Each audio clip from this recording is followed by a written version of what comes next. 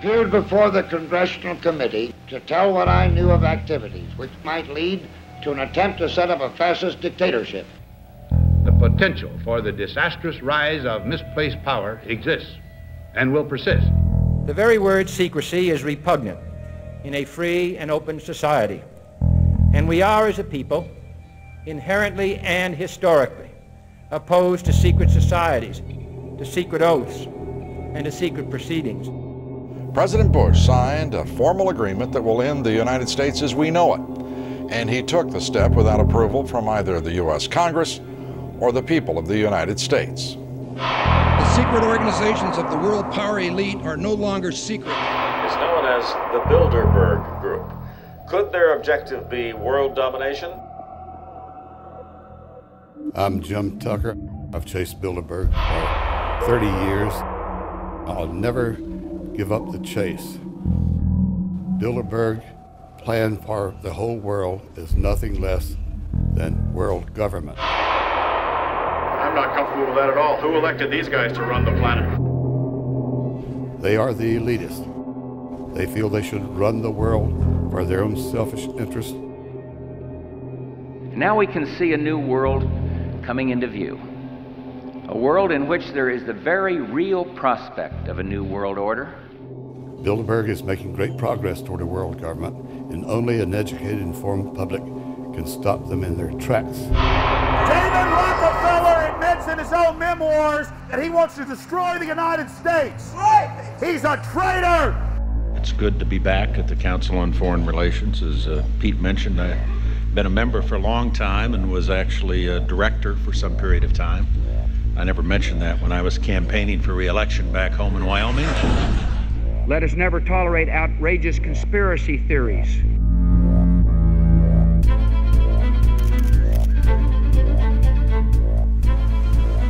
I need you to move off the property, please. Some shots were fired.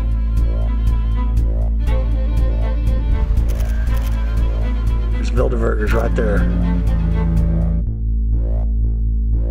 The Trans-Texas Corridor is a vital part because we stop here in Texas. We stop the new world order right here in Texas. This thing started here. And to save this country, we kill this damn thing here.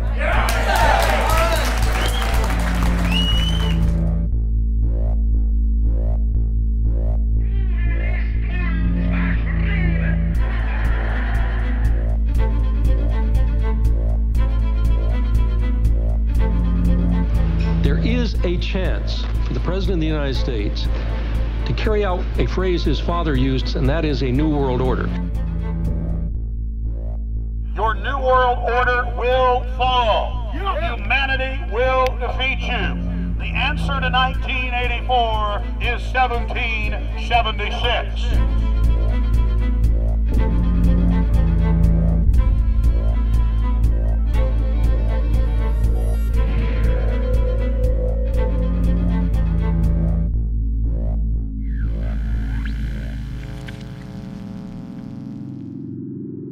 In the near future, Earth is dominated by a powerful world government.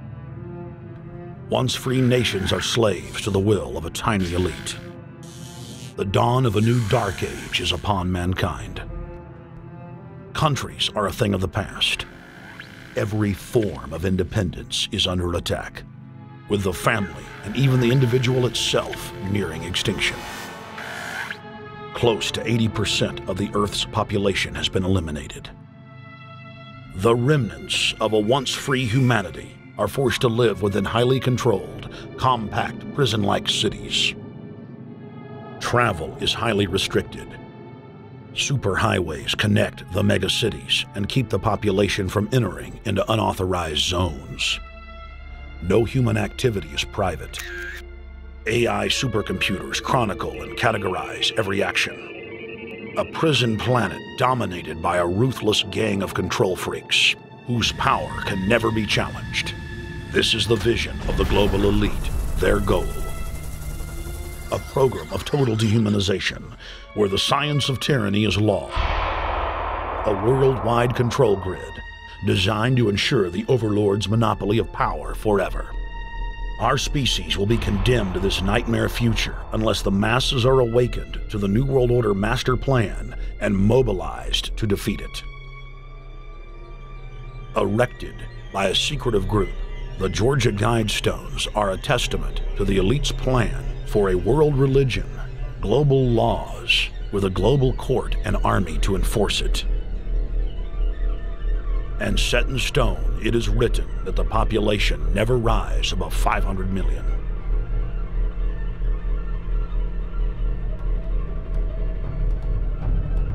In this film, you will learn how our world is truly governed.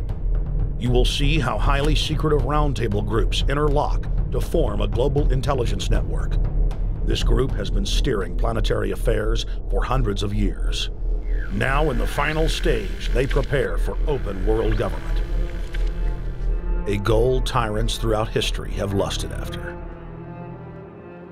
Dr. Michael Kaufman is a published ecologist specializing in ecosystem research, forest ecology, and ecosystem classification.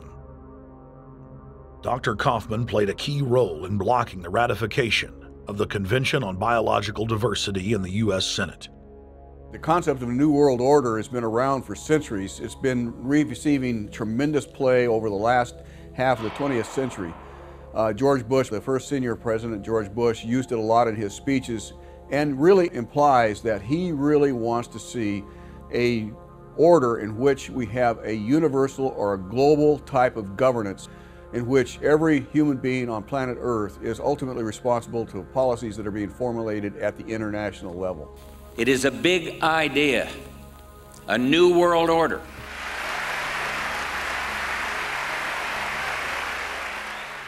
President Bush said that the New World Order was in tune, and that's what they were working for. The UN is part of that government. They're working right now very significantly for a North American Union. That's why there's a lot of people in Washington that don't care too much about our borders. They have a philosophic belief that national sovereignty is not important. It's also the reason I have made very strong suggestion that we need not be in the United Nations for our national security. It's really always the same. You go back throughout all of history, the Roman Empire, the Soviet Union, Hitler during the Nazism was always saying that it's going to create the utopia for the average person, when in fact, history always shows that it does exactly the opposite. Conquest and empire is as old as civilization. Babylon, Egypt, and Greece. They all built empires in an attempt to rule the world. The Roman system at its peak dominated the known world. Complex governmental systems were developed to control diverse populations. During the period between the 15th and 19th century, new empires emerged and again waged war for supremacy. The nobility, as well as the thriving merchant class, were financed by a handful of private banks. Many of the great money houses would hedge their bets and finance both sides of a war. Sophisticated intelligence-gathering networks gave the financiers a clear edge over the governments they were slowly gaining control of. On the 18th of June, 1815, agents of the British arm of the Rothschild family looked on as Emperor Napoleon Bonaparte fought desperately to save his army from the jaws of a British-Prussian pincer attack. A Rothschild agent was able to get the news of Napoleon's defeat at the hands of Lord Wellington to Nathan Rothschild, a full 20 hours before the news reached London. Nathan, the head of the British arm of the Rothschild family, put out the rumor to the London Stock Exchange that Napoleon had won the war. Stocks plunged by 98%, and Rothschild was then able to buy up the entire British economy for pennies on the pound. When the news of Napoleon's defeat finally arrived, stocks soared. Britain was now the undisputed ruler of Europe, and Rothschild ruled England. The already dominant British Empire grew even more aggressive. Her troops and bureaucracy spread across the globe. the sun never set on Britannia's holdings. The banking cartel funded, in fact, since about 1800, they have funded both sides of almost every war. And of course, they're getting the interest off of the loans that they've given the various governments and the wars that they have actually helped stimulate and create. By 1900, Germany was a rising force and a leader of the Industrial Revolution. World War I, for instance, there was absolutely no reason to have World War I, except that it was an ideal opportunity for the banking cartel to make a pile of money by funding both sides of that particular war. On June 28, 1914, the heir to the Austrian-Hungarian throne, Archduke Franz Ferdinand, was assassinated while traveling in a motorcade.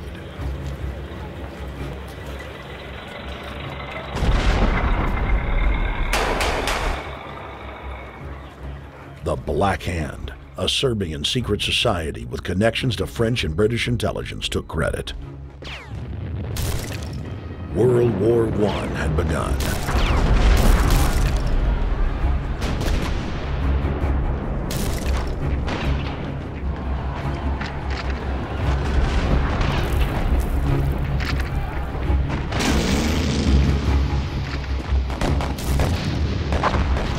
Armaments companies financed by Rothschild-controlled banks in Germany, France, England, and Austria bankrolled all the factions.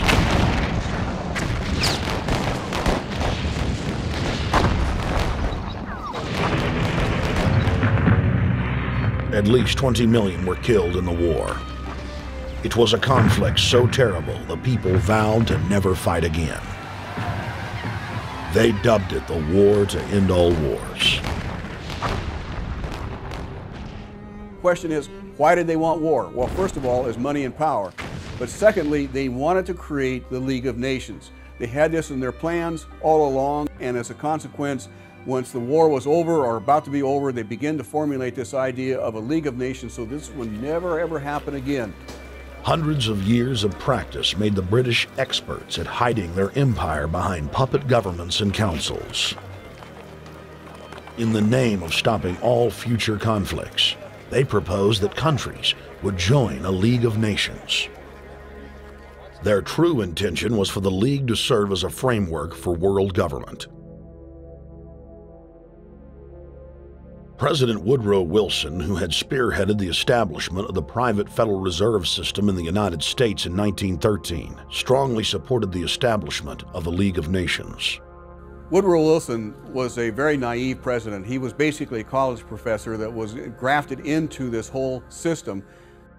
The League convened in Paris in 1919, but many nations recognized it as a threat to their sovereignty and refused to join. Frustrated by the U.S. Congress blocking the League of Nations, British intelligence, with the help of the Rockefeller family, set up the Council on Foreign Relations in New York City in 1921. The Council recruited the best and brightest of American life to support the growth of the Anglo-American Empire. The CFR's stated mission is to abolish all nation-states in favor of an all-powerful world government administered by a tiny elite. By 1930, the promoters of world government had split into two interlocking camps: the Fabian socialists centered in London, and the fascist based in Italy and Germany. National Socialism will use its own revolution for establishing a new world order. Adolf Hitler. Supporters of the fascists in the United States and England believed that the military should be used to quickly transform the world into a new world order, while the more sophisticated practitioners of globalism stated that incrementalism was the sure path to world domination. Congressional Medal of Honor winner Major General Smedley Butler went public in 1934, exposing an attempt by the robber barons to launch a military overthrow of the United States. The war hero testified to the McCormick-Dickstein Committee in Congress that some of the most powerful men in America had tried to recruit him to lead a military coup so they could set up National Socialism in the United States.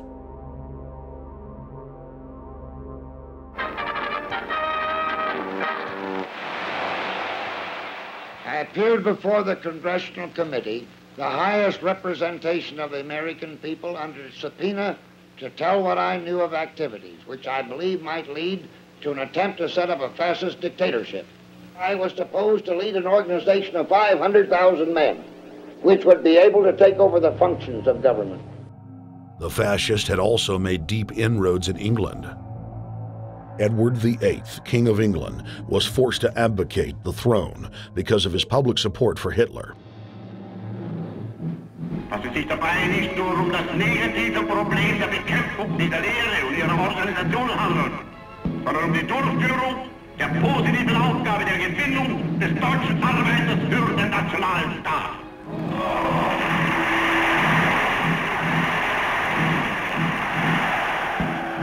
Though the German-led fascist camp was strong, the Fabian Socialist Bloc was able to maintain control of the U.S., Russia, and England.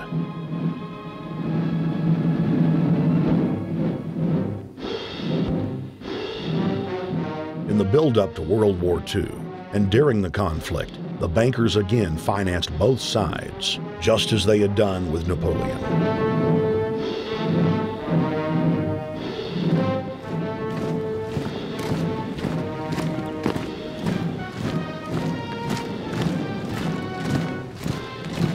With the rise and fall of the Third Reich, Europe lay in ruins.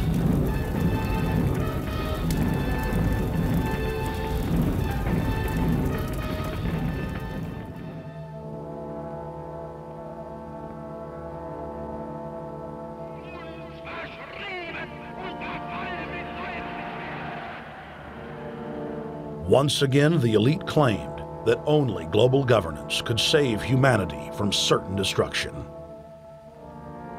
And this time, the elite would succeed in setting up their world body.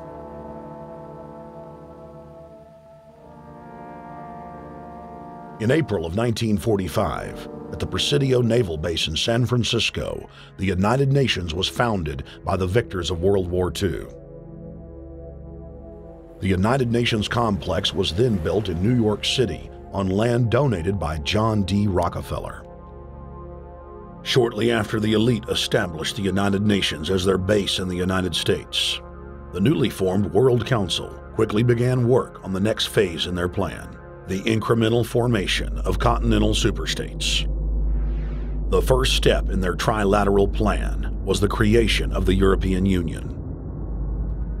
Unifying Europe had been tried many times and was extremely unpopular.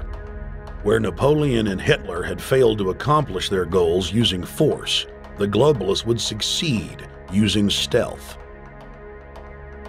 The British spearheaded the formation of the Council of Europe on May 5, 1949. The Treaty of London claimed to only establish trade ties between European nations, like NAFTA or GATT in North America. Its true intention was the formation of a European superstate.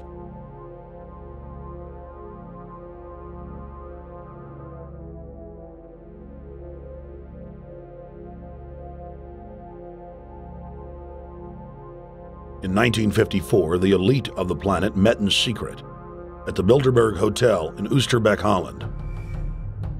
The Bilderberg Group would later admit that their mission was the formation of the EU. Once the EU was established, under the guise of trade deals, a North American Union and Asian Union would be formed. The three interlocking superstates formed the core of the global government, while the United Nations would serve as a world regulatory and enforcement body over the Third World subregions. The Bilderberg Group consists of the heads of all of the managing roundtable groups that steer individual countries. Picture the elite power structure of the world as a giant pyramid, with only the elite of the elite at the tip-top of the capstone.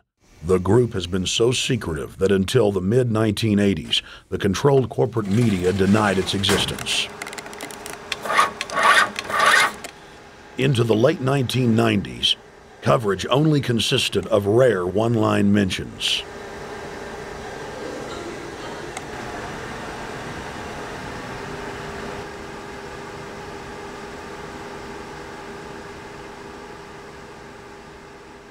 With the rise of the alternative media, their stranglehold on information has begun to slip.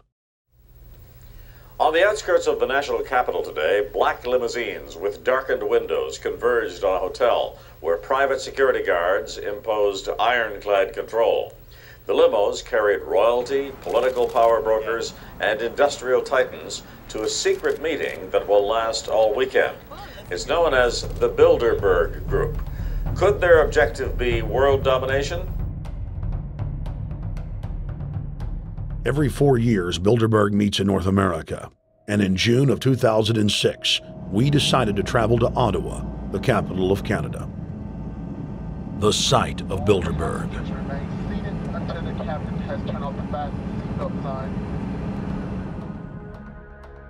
In Bilderberg's long history, many reporters attempting to cover the group have been harassed, detained, and even jailed.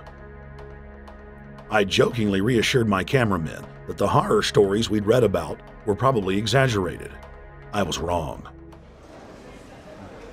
We know reporters get detained at airports, people aren't let in. We know people get sent to the jailhouse for 3 or 4 hours. It happens every time. Well, it happened to Alex Jones this time. They admitted Bilderberg that they've had pressure put on them by the government to heighten security, and that's why all this happened. Yes, I was told that by 2 separate people. They scoured our records for hours yesterday and hours today, trying to find something on us, and of course there was nothing. It was just scary. I mean, I've been all over the world, and I've never seen anything like this. It was like hours of humiliation. And they said, "What are you here for?" And I said, "Well, I'm here to, cover the media, covering a political event. I hope to talk to some members of Parliament." I was answering all the questions. It was clear I wasn't a threat. It was clear I didn't have any criminal record. It was clear I was press. It was clear I was coming to interview people. They were going to deny me. They told me earlier that I was probably going to be denied, and then you guys showed up, and everything changed. So what's your plan now? My plan is to go out and try to interview Jim Tucker, try to go down to the Bilderberg Group and maybe catch some of them still arriving, and try to still make a documentary.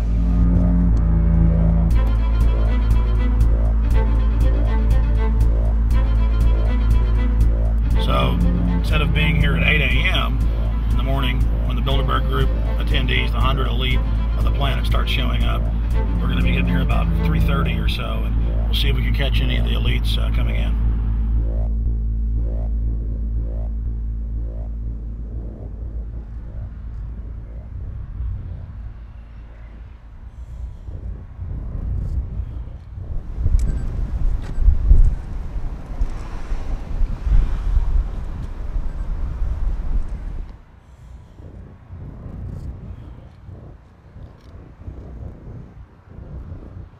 What do you think is on the agenda for this edition of the Bilderberg Society's annual meeting? They're debating the attack on Iran. They're talking about how to take out Hugo Chavez. They're talking about how to get their American Union in that destroys Canadian, U.S., and Mexican sovereignty. So we're talking about the death of Canada is what's happening in there right now. The death of your sovereignty is happening in there right now. CNN has even reported that these individuals have put out the policy reports through the Council on Foreign Relations that writes their scholarly white papers to end the United States, to end Canada, and to end Mexico. About 10 have come in. They've been coming in slowly in typically big black cars with what appears to be bulletproof glass, and we've got a few pictures of some of the people. We're being kept well back from the building by an awful lot of security people, but there'll be more security as this thing develops. Again, just a reminder to stay off the property, okay? I am. This is the line. We checked with the city. Thank you. How you doing? Yeah. Okay. That's the ex-president of Ireland? Maybe? Okay. Danny will know. I came here from upstate New York. I booked a room way in advance. When I checked in at 10 o'clock at night, they told me I had to be out at 8:30 in the morning. And so, of course, I complied to what they wanted. I wasn't happy about it because I had been tired. I drove quite a long way. Then I went down to have something to eat, and I just saw a bunch of security here, and I was wondering what was going on, and I asked questions. And they said they were having a wedding or they were having some sort of reception. So I decided to ask a couple more questions because I thought it was kind of weird. And then I saw them from my hotel window. They were in the back with flashlights looking at the trees, looking up through the trees, and they were also in front of the hotel combing. It looked like combing the hotel. So I kind of was wondering what was going on, and I left. I got up this morning, I checked out, and then the fellow that I spoke with, the last fellow I spoke with, said, well, you'll know all about it in the newspaper. Well, I didn't have to wait because there was a group of people out here telling me everything that was going on. They're not fooling anybody any longer when you've got this many cops, you know, and detaining Alex Jones at the border.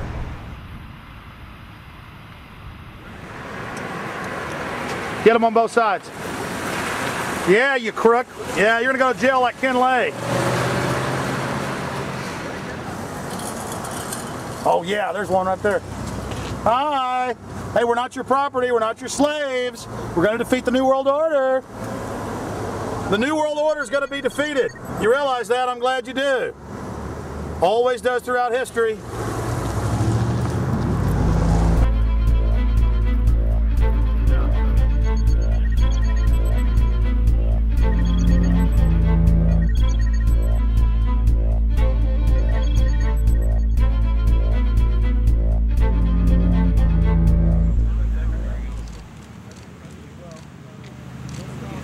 The boss.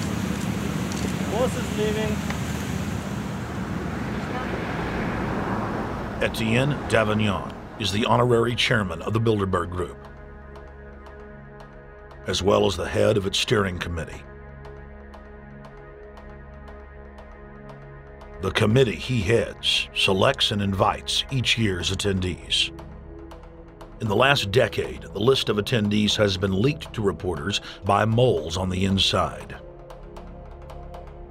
Veteran newspaper reporter Jim Tucker has been covering the Bilderberg meetings for over 30 years and has physically attended more than 20. We traveled back to our hotel to see if Jim Tucker received the 2006 list. First heard about Bilderberg in 1975, and I said, I don't believe it. That's not possible. Who in hell's Bilderberg? I spent 20 happy years with metropolitan newspapers. All the wires are clicking at my ear. That could not happen without me knowing about it. And the thing that first impressed me most was columns in 1957 by the late, great Westbrook Pegler, widely syndicated columnist. He wrote 2 lengthy columns about how approximately 100 leaders of international finance, heads of state, high public officials were meeting behind armed guards and closed doors on Jekyll Island, sealed off. What are these powerful internationalists doing? And why is it so secret? Why do they have armed guards outside? Why is it sealed off? The newspapers totally ignore it. Not a word. Total blackout in the United States.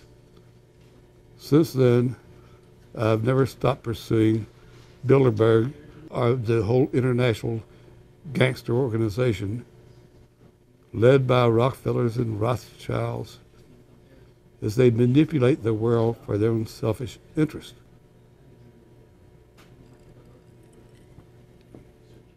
Jim, you've been waiting on the list. You normally get it on the first day. You haven't gotten it. We're told it might come in today. How important is that list?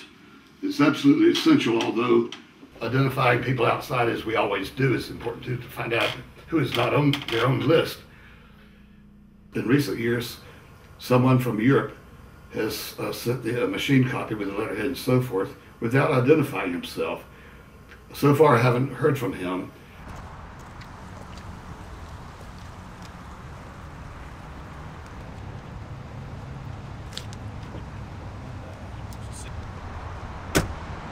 Well, Bilderberg assumed that name in 1954 at their first meeting as Bilderberg at the Bilderberg Hotel. It's a little bit like Shakespeare's As You Like It. They say to Shakespeare, what do you want to call this book? And he says, As You Like It, meaning whatever you want to call it. And they thought it was dictation, so one of his plays is called As You Like It, and the title has nothing to do with the play. So that's how the Bilderberg came by their name. Now, they had been meeting for half a century. The moneyed class had been meeting, But they decide they have to meet systematically every year, well planned in advance, in addition to maybe other smaller meetings throughout the year. Sure this is the right turn, Jim? No. Let's see if you can start.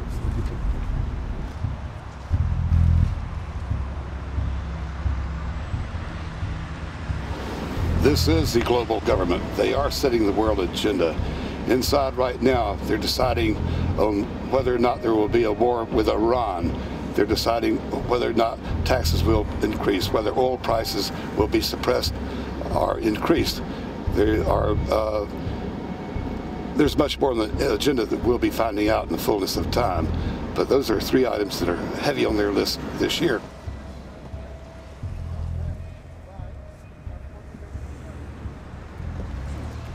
This is Jim Tucker, ladies and gentlemen. Yes. 27 years covering these crooks. Mr. Tucker, pleasure to meet you. The media said he was crazy, it didn't exist. Now we forced him. 120 of the world's most powerful men, heads of state from Europe, high officials of the United States government, Treasury, White House, state, defense. They're setting the world agenda now. The reason they want secrecy is because they're doing evil. Evil is done under the cover of darkness. Good works are done in the sunshine.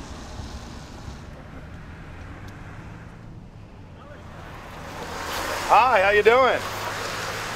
Good. Get off the property, please. Well, Jim has some questions for you. I need you to move off the property, please. Okay. This is private property. Sure.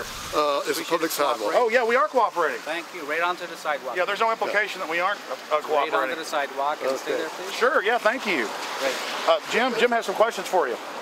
Again, I need you to stay right on the sidewalk. Yeah. Thank you very much. We actually checked with the city. The property line's actually right here. Also, that's good. Property line's actually right here.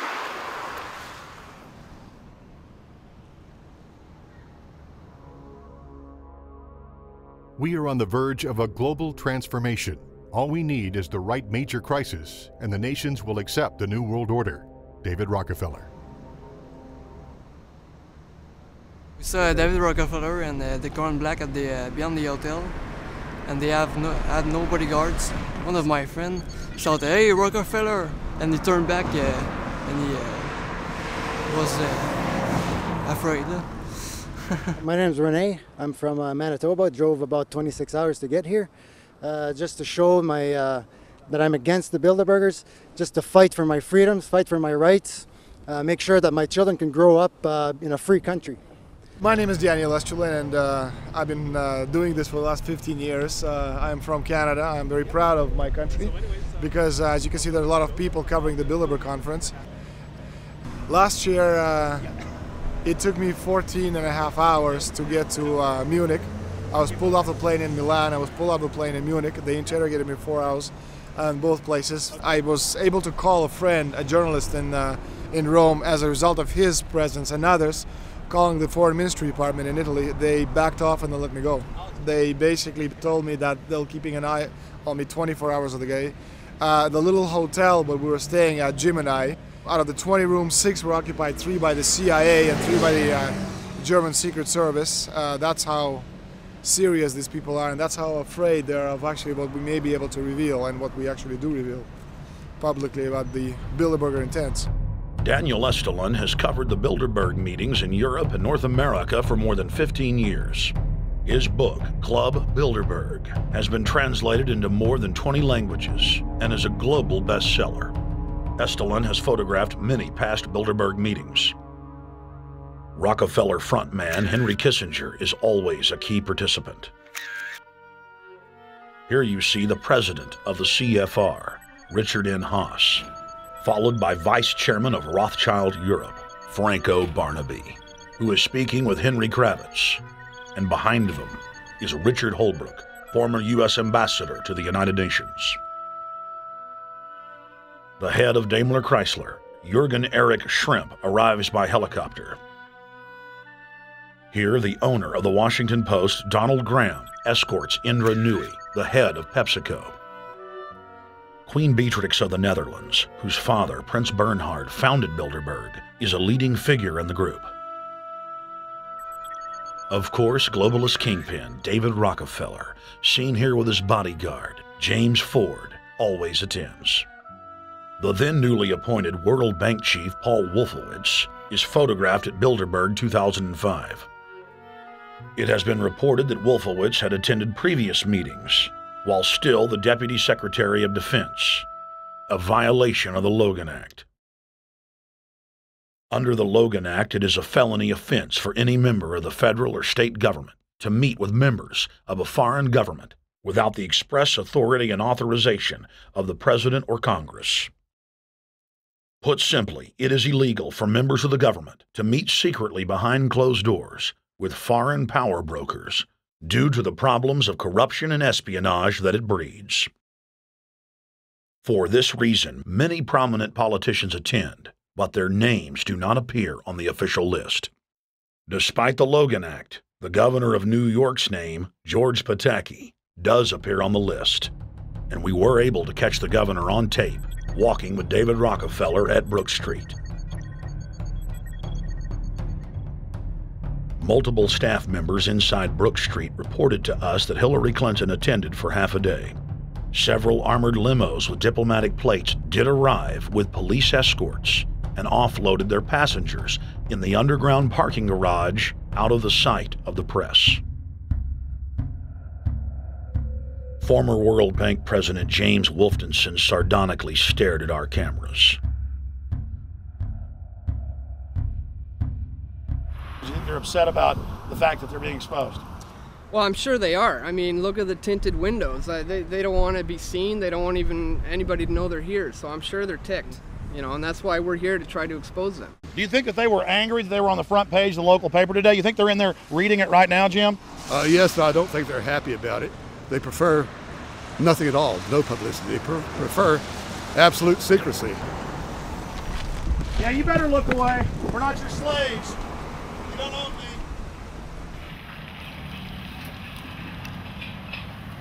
Did you get a list of the attendees and everything, or not?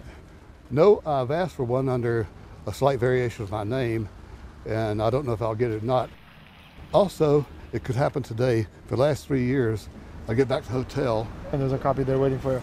For somebody who does not identify himself. I mean, I'm not just not revealing the source. I don't know the source myself.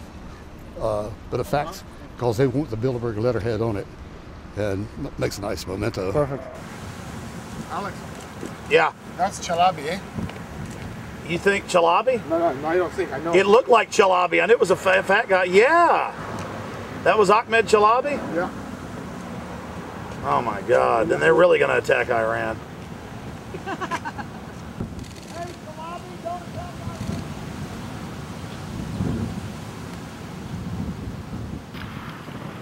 I've seen this guy around a lot. This guy is too, but our president. I have it.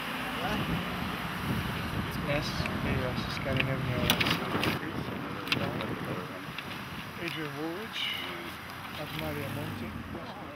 Over the last couple of years, they've been reeling with the amount of leakage that they've been experiencing, so it's getting harder and harder. But again, it will never get too hard for us because of the sources that we have inside are top-notch sources.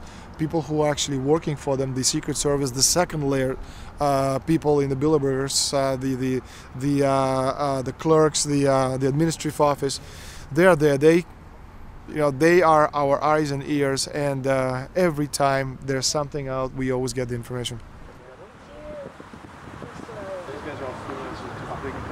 That's Francisco Pinto Balsamao.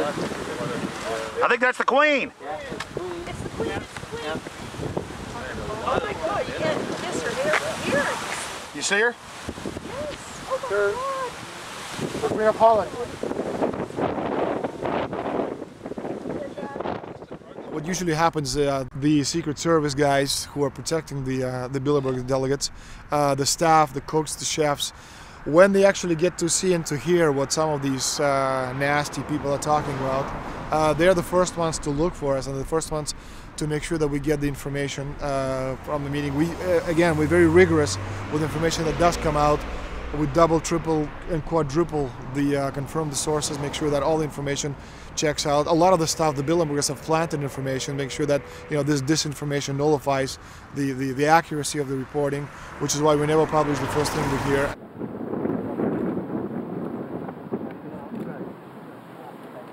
Oh. I'm the guy who came here to arrest him. That looks like Rockefeller. The decisions that these people take, again, they're not only decisions affect business community, they affect politics, business, environment, across the entire spectrum. And these decisions are made and taken by a very elite group of people behind closed doors this year at the Brook Street Hotel.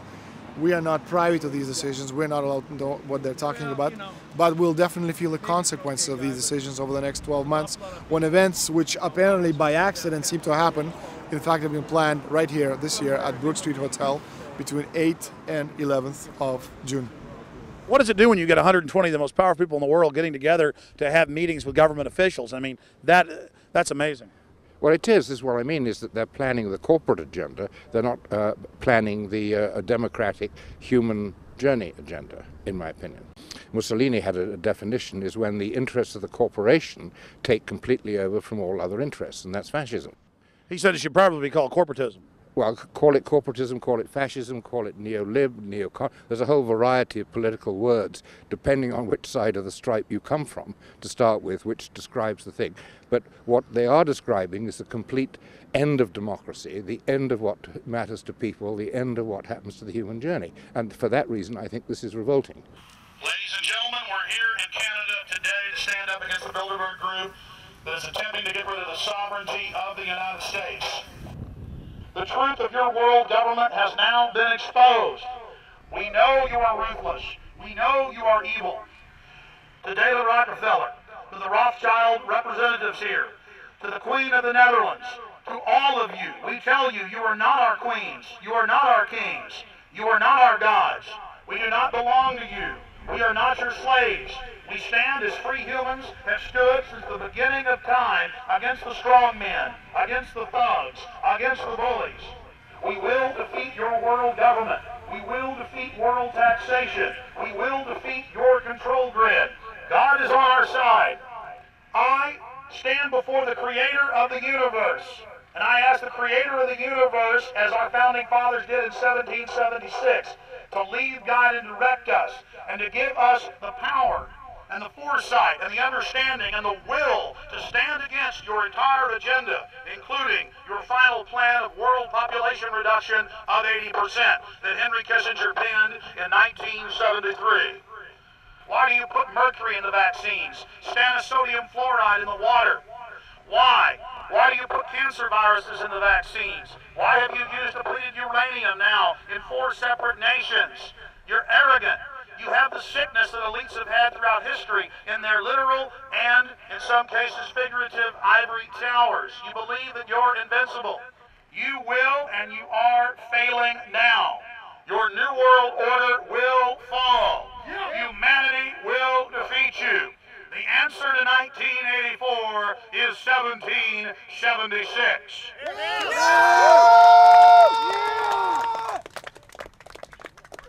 Bilderberg is an elite organization, and the way it works, the protocol of the meetings is the staff, after they're vetted out, they're told exactly how they're supposed to behave themselves, meaning that they can never address the attendees, they can never speak to them unless they're spoken to first, they can never look them in the eye.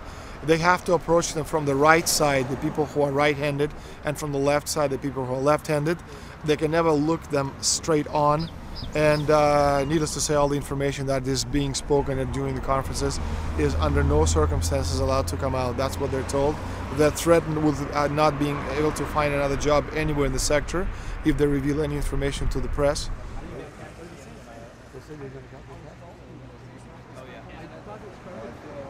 Richard Holbrooke? Ambassador Richard Holbrooke thought the peasantry wouldn't recognize him if he took a stroll off the grounds of Brook Street.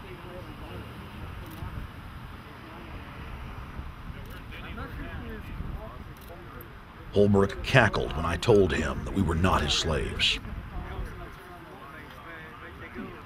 Holbrooke, we're not your slaves, Holbrooke. We're not your slaves.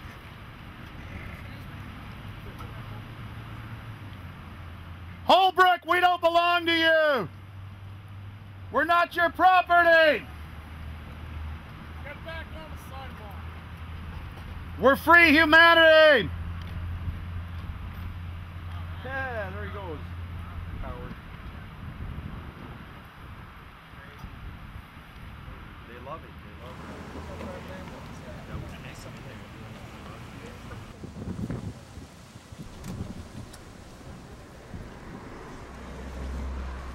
Okay, we're going to be going around the back here, guys. Hey guys, how you doing?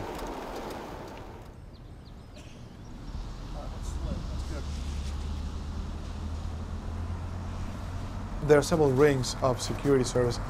The American delegation at every Bilderberg meeting is usually protected by the CIA and a special division of the US Army. The British delegation is protected by the MI6. Israelis usually are protected by the Mossad. The Ottawa police, in this case, working for the security, they have very little, actually they don't have any information at all on what the meeting is about. They didn't know who the Bilderbergs are. Then there's an elite private firm protecting the perimeter, doing all the dirty work, such as shooing off the photographers and bothering the protesters. But you know, that's like piddly stuff. All the heavy stuff is done by the security service, such as the CIA, MI6. Some years ago, my legs were a little bit stronger than they are now, and I crept over a fence under cover of darkness and approached. The cops started yelling and pointing at me, so I ran with speed I didn't know I still had, and some shots were fired, but they were far above my head. I mean, they were intimidating, but they were not really trying to kill me. Not when sharpshooters are fired far above, 20 feet above your head. Bilderberg was founded by David Rockefeller and the Rothschilds in Britain and Europe. They're still the main powers. Baron Evelyn D. Rothschild, a male, attended for many years. Rothschild is still represented. You'll see them on the list of participants. Somebody representing the Rothschild group. They are the main powers behind Bilderberg. The Dutch World Shell is part of the Queen's fortune. Of course, the Rockefellers have always had heavy oil interests. That was the original source of their old money from the old man. Jim just got the official Bilderberg letterhead list from his mole inside the Bilderberg group. Let's go look at it. Wall Street Journal.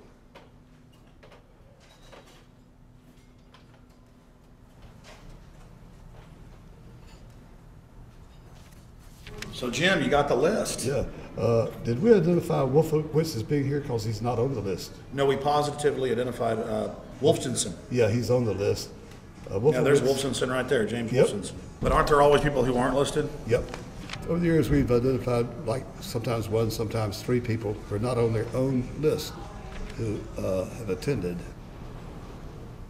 Now, I think what is very difficult for most people to understand is how such a small group of 125 men and a few women control a population base of 6 billion people. Actually, it's much easier than you think. These people work on what I call systemic methodology, meaning that you take a pie, just imagine, you take an apple pie and you slice this apple pie into lots of very small pieces, and you put in front of each one of these pieces your man or woman of trust. And by controlling this individual, you control an entire organization.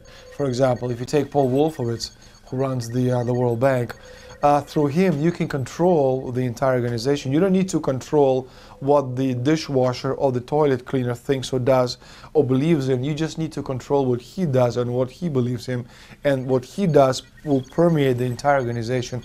And that's how you control, with very, very small power base, an entire global population of 6 billion people. Bilderberg is making great progress toward a world government. They have created a superstate in Europe called the European Union. They're intent on creating a Western Hemisphere Union called the American Union. NAFTA is to be expanded into every country in this hemisphere. As NAFTA expands, it will take on the role of the American Union. And only an educated, informed public can stop them in their tracks. We went into downtown Ottawa and talked to locals to learn if they were aware of the elite meeting in their city.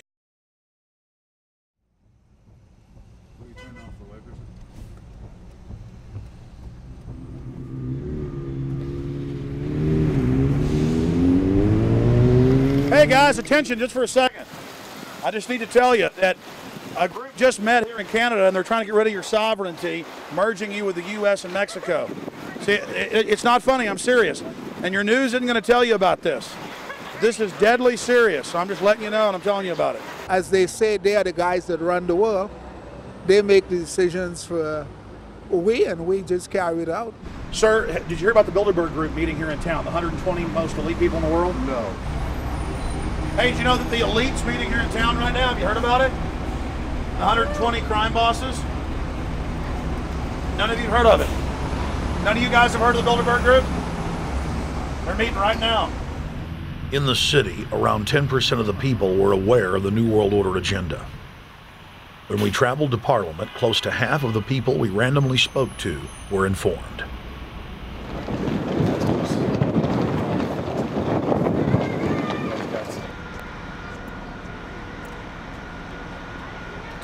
Ma'am, what did you say about the American Union? It's going to end up happening. We don't want it, but it's going to happen.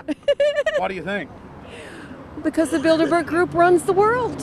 You have the Trilateral Commission that's also part of the Bilderberg, which is the United States, Europe, and Asia. But most of this is public knowledge. Nobody wants to believe that there are conspiracies, that world leaders are already elected before they're voted on. So here we know that Bernard Lord is part of the outer circle. I was surprised to read that Harper addressed the group in 2003 because my understanding was nobody gets into politics without becoming part of the Bilderberg group. And then you find out afterwards that that is the case, that they have... Well, yeah, well, Bill Clinton went there in 91, George Bush Sr. back in like 85. And Blair, same thing. Who we think that we're electing as leaders have already been pre-picked for us. Whether it's liberal or a conservative, they're already part of the group. They own all the horses in the race. They own the horses, and I understand that, for example, in the United States, it's a one-party system with two factions, though you think it's two different parties. Oh, it is, yeah. So it's like Bill Clinton constantly vacations with the Bushes, and they call him their son, and they actually staged all that in '92, and all that's come out. It's just all staged. They're not going to let trillions of dollars slip through their hands. The good news is people are waking up, though. When you read human history, when you study it, all you see is elites trying to dominate, subterfuge, Machiavellian backstabbing, and somehow in the last 50 years they convinced Westerners that the government's fine, can do no wrong, trust them. How did this happen? It's easy to lead sheep. I mean, people just follow. They don't want to believe these things will happen. No way, we'll just follow along with the norm. That's all. It's just makes it easier for everyone. What's your view on losing Canada's sovereignty? I like this country to stay as it is, and I love the United States to be there. Back in Austin, the capital of Texas, the public was frighteningly unaware of the nation's peril.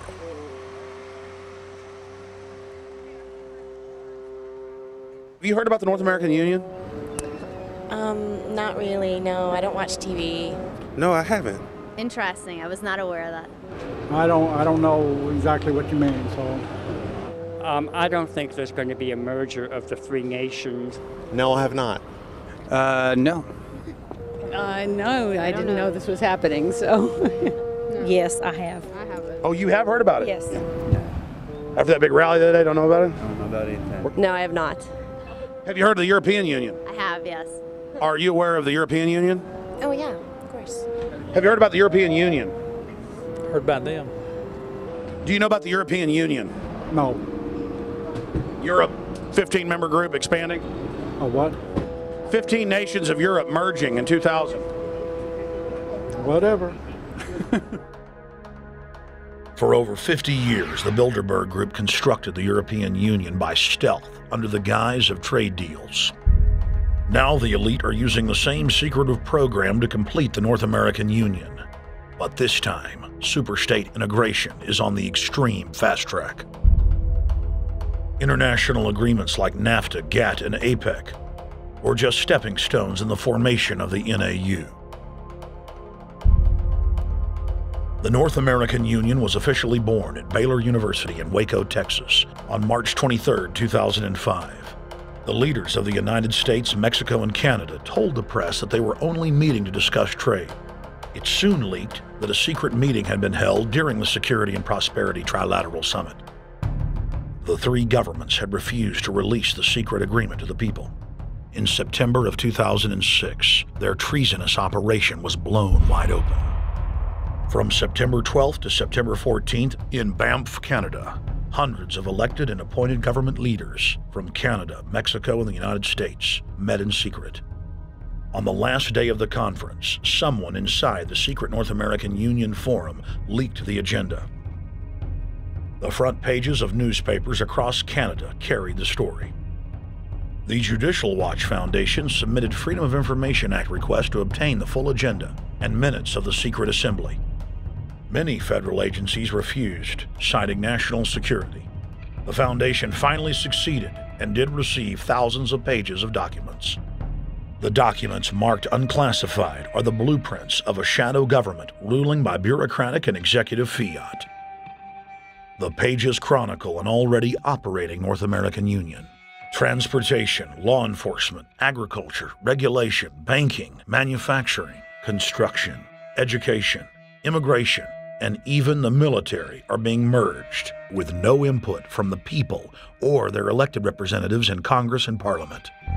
One of the first items on their agenda was to stress how important it was that their plan, quote, be carried out by stealth. The controllers also talked about exploiting the public's fears of climate change to push a continent-wide tax to fund the new government. Globalist tool Robert Pastor is incessantly paraded on the world stage as the man behind the North American merger. When he testified before Congress, he pushed the idea of a continental security perimeter that erases national boundaries and merges the security apparatus. The best way to secure the United States today is not at our two borders with Mexico and Canada, but at the borders of North America as a whole. In fact, the North American Command, based in Colorado Springs, Colorado, was clearly running the meeting in Canada. For the past decade, the Pentagon has been training with Mexican and Canadian forces and has openly discussed using them inside the United States for disasters and to quell domestic unrest. There are already over 100,000 non-U.S. citizens serving in the U.S. Armed Forces. The Pentagon is now expanding its recruiting centers in Mexico, the Philippines, and Eastern Europe. Big city police departments nationwide are lobbying to change laws so they can recruit non-citizens to join the police force. What we are witnessing is a Red Dawn scenario in slow motion. Tyrants throughout history have brought in foreigners to oppress their domestic populations.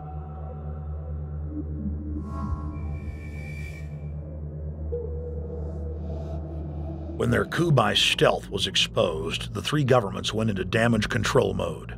The Security and Prosperity Partnership quickly staged a show summit that was held in Ottawa, Canada in February of 2007. It is the only way that we can achieve security and prosperity for our people is through this cooperation. We actually occupy one physical space, the North America. We've also had a chance as foreign ministers to talk about how we cooperate in the region and indeed in the world. Protesters who were upset about losing their countries and freedoms were not tolerated. A couple of weeks ago, an Al-Qaeda supposed whatsoever, the Security and Prosperity Partnership has been signed without any sort of parliamentary debate. Globalist publications have been open with their frustration that the population has not bought their latest PR stunt. As integration inside the European and American unions accelerates, the superstates themselves are being merged. On April 30th, 2007, a summit was held at the White House. The Security and Prosperity Partnership's secretive approach had alarmed the public. So this time, President Bush, German Chancellor Merkel, and EU Commission President Barroso hid their treachery in plain sight. Thank the Chancellor and Josie very much for the transatlantic economic integration plan. And for that too, we need to develop a common market, common standards. So this is indeed a very important agreement, an agreement that also brings with it a transatlantic economic council to be a permanent body with senior people on both sides of the Atlantic that will look at all those issues in a concrete manner, in which way we can make it move forward. The BBC reported that the US and EU had agreed on a single market. By announcing a new economic community integration, they were simply repeating what had been done in America and the EU on a larger scale. The accord states that the two blocs will aggressively push regulatory convergence in more than 35 areas, from financial services, intellectual property, military, education, mergers and acquisitions. They also agreed to jointly push a global carbon tax. We recognize that we have a problem with greenhouse gases. We agree there is a global threat, it's a serious threat. We agree there is the need to establish a limit to greenhouse gases. We need to discuss the possible pricing of CO2. How can we translate this into a market economic compatible scheme? We have agreed to establish a high-level group, a forum.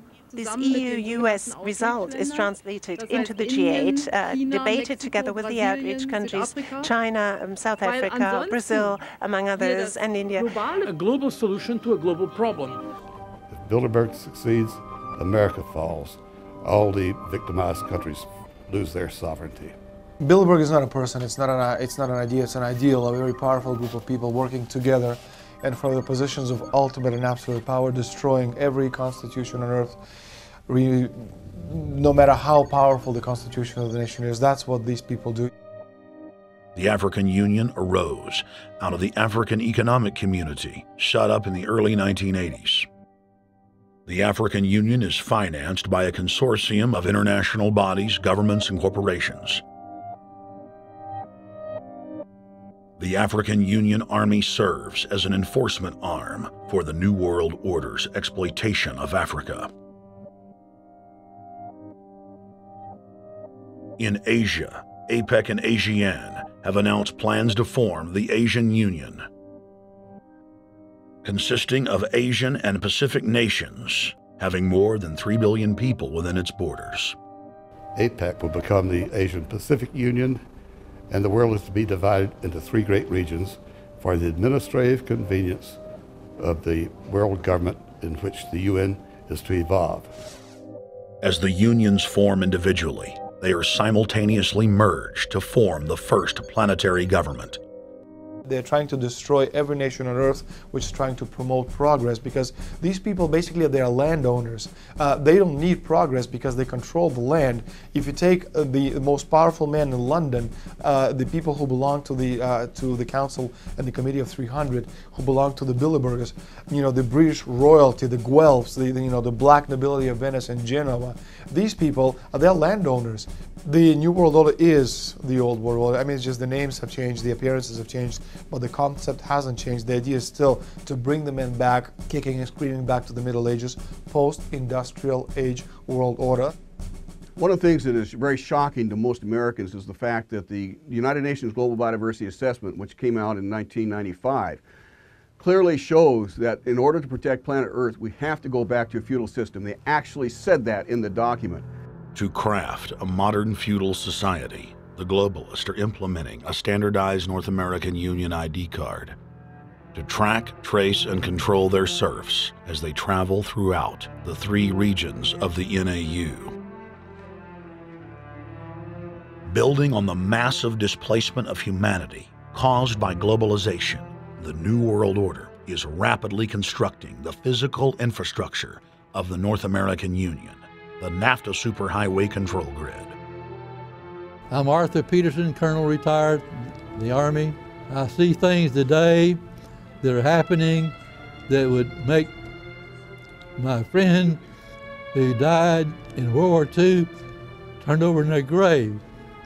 To think that people would even consider confiscating land of farmers and ranchers and taking their homes away from them to turn it over to a foreign company in Spain, which was controlled by Don Carlos, I understand, a notorious socialist, and they get the tolls on Texas land for 50 years.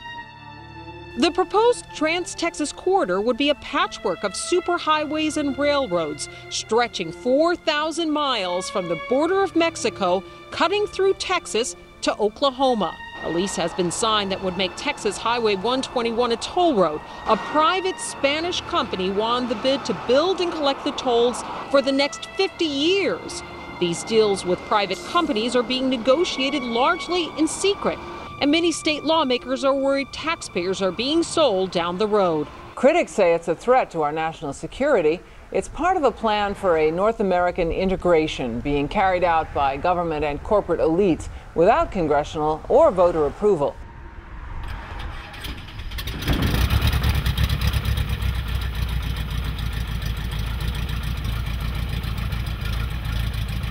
We took to the air over central Texas to get a bird's eye view of the Trans-Texas Corridor, which is under construction and will form the heart of the Trans-NAFTA superhighway system.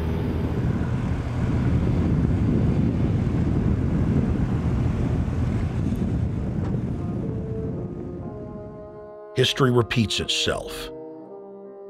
2,000 years ago, all roads led to Rome. Rome constructed and maintained more than 10,000 miles of roads throughout its empire. The roads were used to project Roman military power, to control commerce, and to bind the nations and peoples they ruled. Rome also demanded tribute. Roman subjects from Albion to Judea were forced to pay a tax to use the roads. The Romans would then use the tax to dominate their subjects. Today's superhighways are a powerful tool in the globalist arsenal. They are instrumental in tearing down national borders and merging nation-states into larger confederations. Foreign governments and corporations are predatorily seizing infrastructure across North America, but nowhere has their attack been greater than in Texas. Texas is the front line. Over 8,000 miles of existing roads and land are being handed over to government-backed foreign companies. Foreign companies buy the legislators, who then turn over complete control to the same foreigners who finance their campaigns. Government power is then illegally transferred to unelected quasi-governmental regional boards that circumvent local governments and the will of the people. The next stage of this world government plan is to have a transportation control, and that is called the NAFTA superhighway, or in Texas called the Trans-Texas Corridor. It confiscates 584,000 acres of land to be transferred into control of a Spanish company which will collect tolls in Texas for the next 50 years, and there's no limit in the amount of tolls that can be collected. More than 80 federal and state highways have been designated as international arteries. The I-35 NAFTA corridor starts deep inside Mexico and travels through the middle of the United States and ends in central Canada. Container ships from Asia dump their cargo on the Pacific side of Mexico. It then travels duty-free by rail to the new Kansas City inland port, now considered sovereign soil of Mexico, in the heart of the United States. Under international agreements, predominantly foreign companies are placing tolls on already existing paid-for roads. Federal, state, and corporate documents show that they will then use the revenue raised to build up the transportation infrastructure of Mexico, not the United States or Canada, so foreign-made products can pour in even faster from Mexico. Revenues raised will also be used to fund the fledgling North American Union and its growing bureaucracy. Bottom line, they're using our own money to enslave us. First of all, they're proposing a North American tribunal, which would be similar to what we have in Chapter 11 of the NAFTA agreement, which is trumped by international law. The U.S. Supreme Court and our Constitution could potentially be rendered invalid, and what we would have is new North American business law that would trump what we have here in the United States. What is also interesting to note that the NAFTA headquarters is in Mexico and controls the United States trade and rules against the United States Congress, and no one seems to challenge it. it's very probable and probably inevitable that our right to bear arms would be challenged in a North American court. So this is just an example of what's happening and what's being proposed.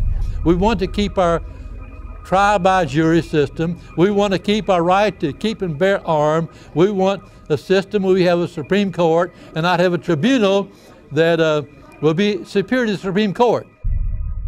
In 2005, Cintra, a Spanish-owned company, signed a secret agreement with the Texas Department of Transportation to erect toll roads on existing roads and to toll new roads that were completely paid for by tax dollars. There are people, believe it or not, in Texas who don't know what the Trans-Texas Corridor is. TTC 69, which they'll have the environmental hearing starting this spring on, runs through my part of the state.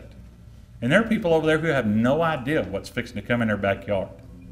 TxDOT, an unelected state agency, claimed that the agreement with the foreign company was even secret from the Texas legislature.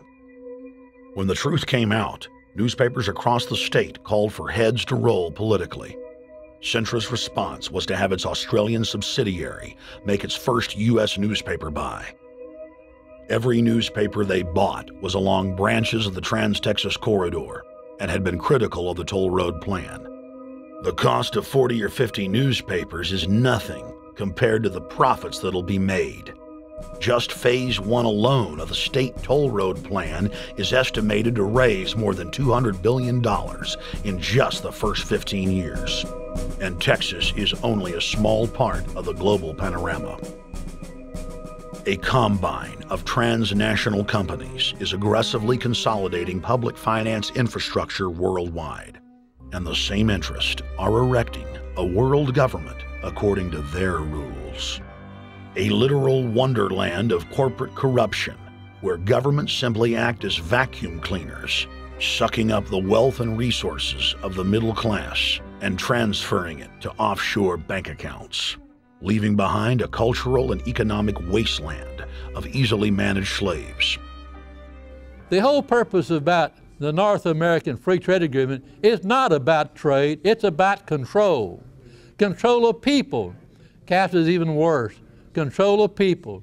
It's not about trade, it's subsidized trade with taxpayers' funds. This thing started here. And to save this country, we kill this damn thing here. To stop it here in Texas, we stopped the New World Order right here in Texas. Polls consistently show that over 90% of the people are against the NAFTA highway systems and its toll roads. As the people learned of the threat, they got angry and took action. Our ranch is part of the original Spanish land grant, and I would love to not have to give it back to Spain.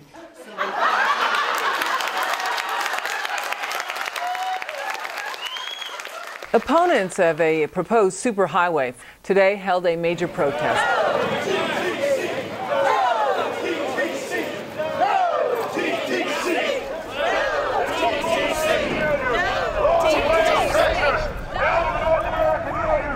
A majority of Texas counties have voted to resist the plan for a North American Union and have vowed to block the construction of its infrastructure. Heck, we already know in a law that was passed by a subservient United States Congress, where practically nobody in the entire Congress stood up and said no, they've already passed a law saying all their driver's licenses are going to be chipped. Well, I'm telling you right now, I'm not going to carry in a driver's license that's got a chip in it so Big Brother can watch everywhere I go and see everything I do. No, no, hell no. No, all of it. No, no. We, the people, own this plot of ground. We, the people, own those trees there. We, the people, own our beautiful Texas, and we are not going to let a bunch of crooks and robber barons take our beautiful Texas away from us. Hell no! Hell no! No, no, no!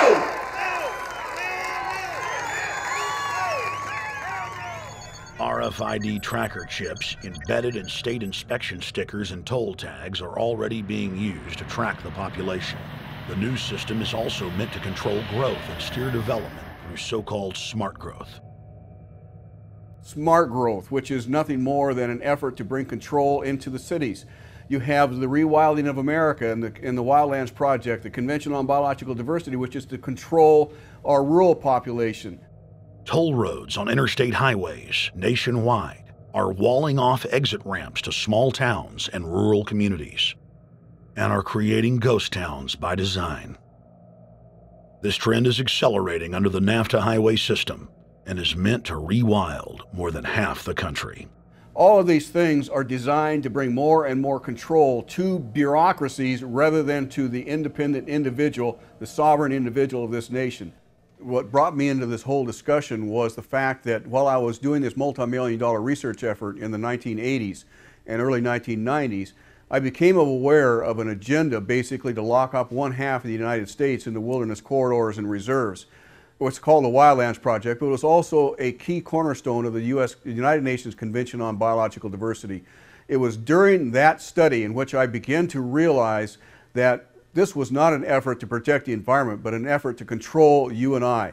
They were dividing the United States up into little compartments in which they would rip out roads, which they would rip out whole communities and put them back in the wilderness. The federal highway system was designed by Pentagon war planners in the 1950s to serve as a rapid deployment conduit to move ground forces for the defense of the United States during invasion.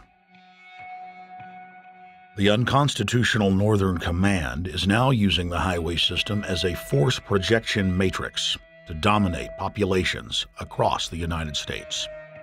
Through federally funded emergency command centers, county and city governments are being quietly federalized nationwide. Billions of dollars per city is being spent to install millions of surveillance cameras. Every town and hamlet, no matter how small or remote, is surveilled. License plate reading software tracks Americans' movements wherever they go. New systems are being deployed that scan your face, read your lips, and analyze your walk. Under the treasonous Military Commissions Act, American citizens can be secretly arrested, stripped of citizenship, flown to offshore torture camps, and secretly executed. Under Section 802 of the Patriot Act, all misdemeanors are considered terrorism. Federal police squads, called Viper teams, randomly force Americans to line up and show their papers. From the sidewalks of Miami to the subways of New York to the streets of Houston, Texas, citizens are being searched by heavily armed gangs of paramilitary police.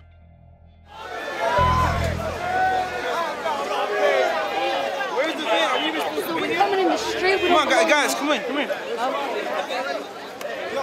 Yo, can you get that camera off of us, sir? Sir, can you get that United States, First Amendment. All right, but he could get that camera. I'm saying get the camera out of my face. That's what I'm saying. You're on the streets of New York. So what does that mean? I'm saying get that camera out of my face. That's what I'm saying. It's a free country. Fuck wrong with It's a free country.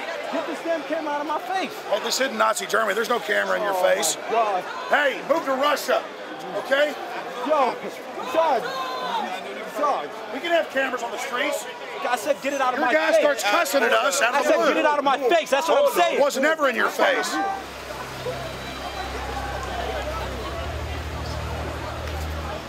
Yo. Long before 9/11, the Pentagon was aggressively violating the federal law that bars the military from policing the American people. Coast to coast, for more than 2 decades, teams of troops would just appear out of nowhere and randomly stop cars and search pedestrians. The acclamation accelerated with regular Army searching bags at the Super Bowl and the Kentucky Derby, as well as other high-profile events.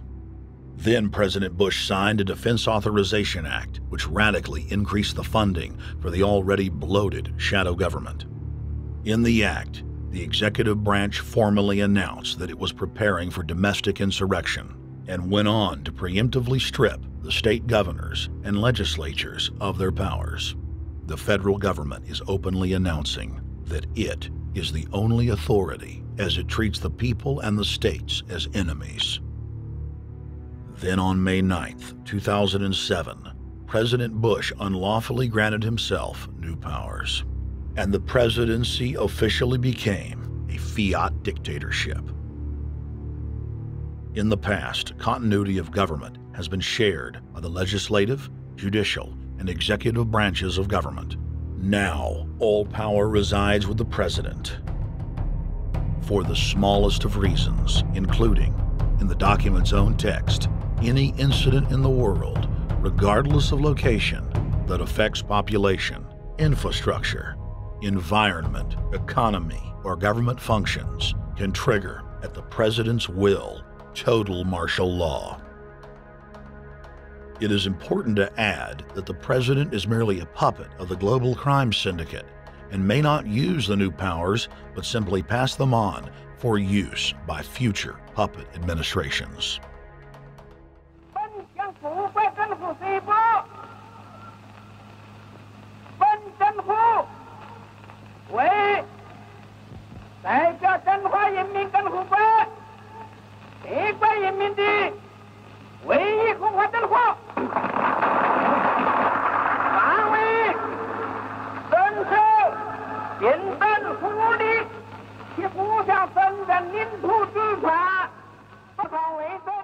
Приобретена эта победа. Не забывайте принесенных вами жертв. You must teach people to love their leader. This is the only most important.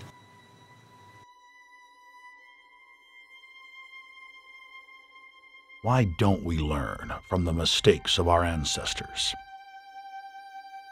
Why does humankind find itself bound in a cycle of bloodshed and enslavement?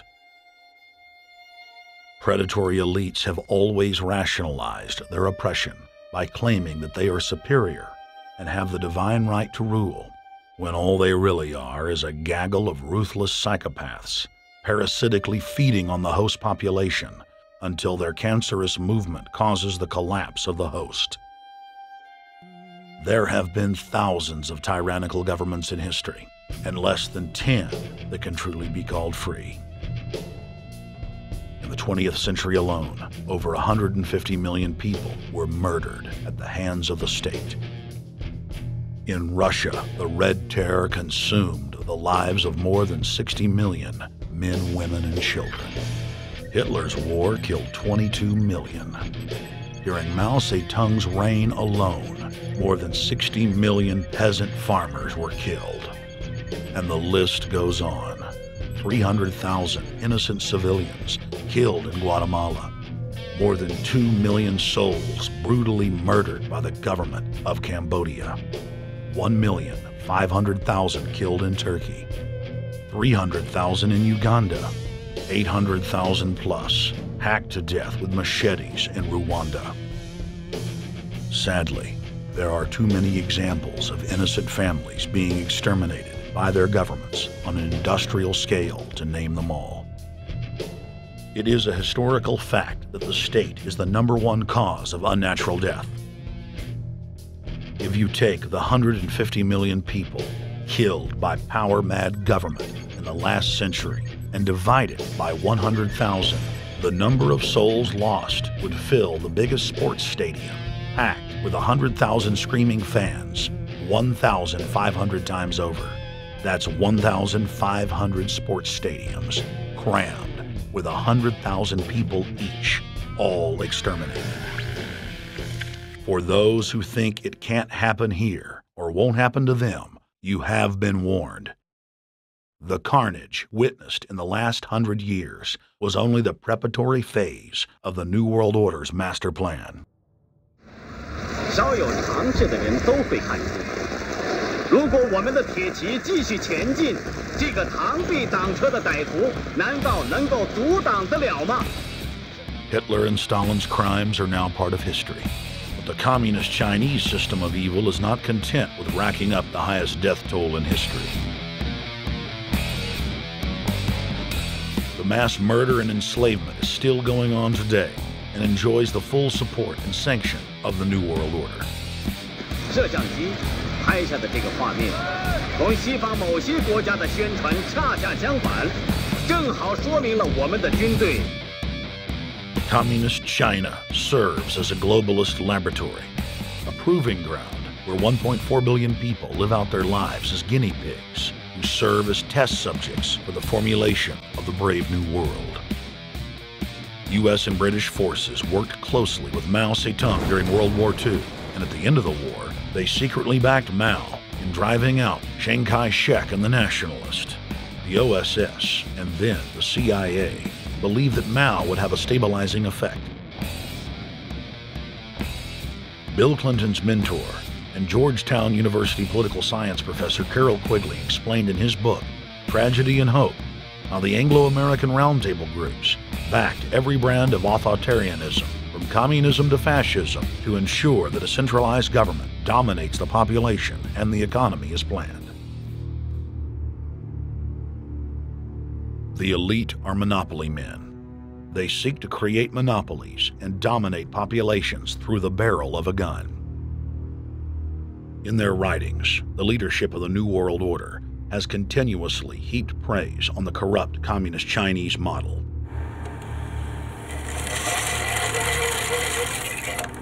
In August of 1973, in an article written by David Rockefeller for the New York Times, Rockefeller openly lauds and endorses Mao Zedong's actions, while celebrating their command and control system.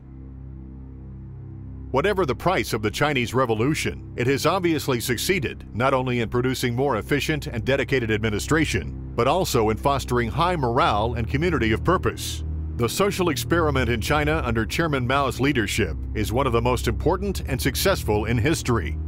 David Rockefeller, New York Times, August 10, 1973. Communist China is the model planned society for the New World Order. China has received more United Nations awards for its policies and form of governance than any other nation. In the eyes of globalist planners, authoritarian China is the future. China adopted the dreaded one-child policy due to lobbying from a consortium of eugenics organizations, which includes Planned Parenthood and the United Nations. Couples that have more than one child face heavy fines and imprisonment. The practice of forced abortion in China, coupled with the cultural desire to have a male child, has plunged China into a deepening crisis where there are 30 million more men than women. The Chinese police state ruthlessly crushes all forms of dissent. Underground churches, Falun Gong practitioners, striking factory workers are all sent to forced labor camps. Their blood and tissue types are cataloged in preparation for organ harvesting. The Chinese government then sells the prisoners' organs to the highest bidder on the world market. If a wealthy patient chooses to fly into China, the prisoner is killed and the organs are implanted. If the organs are being flown out of the country, a mobile execution van extracts the organs on the way to the waiting aircraft. The social engineers of China aggressively euthanize the elderly and disabled. China is merely following the globalist blueprint for the world. The same system of total dehumanization is quietly being phased in worldwide. Depopulation should be the highest priority of foreign policy towards the Third World. Henry Kissinger, 1974. There's a need for a new world order, but it has different characteristics in different parts of the world. Now, none of this may succeed this time, but this to me is sort of the outline by which someday, in the next few years, a solution will emerge. Where does this mindset come from? Why do the elites kill the largest masses of people when no one is resisting them, when they've already attained total control? What ideology drives the elite psychopath? Since Plato's time 2,400 years ago, state planners have openly proclaimed their desire to control every detail of the commoner's life. From breeding programs to mass extermination of undesirables, the dark dream has continued on for millennia.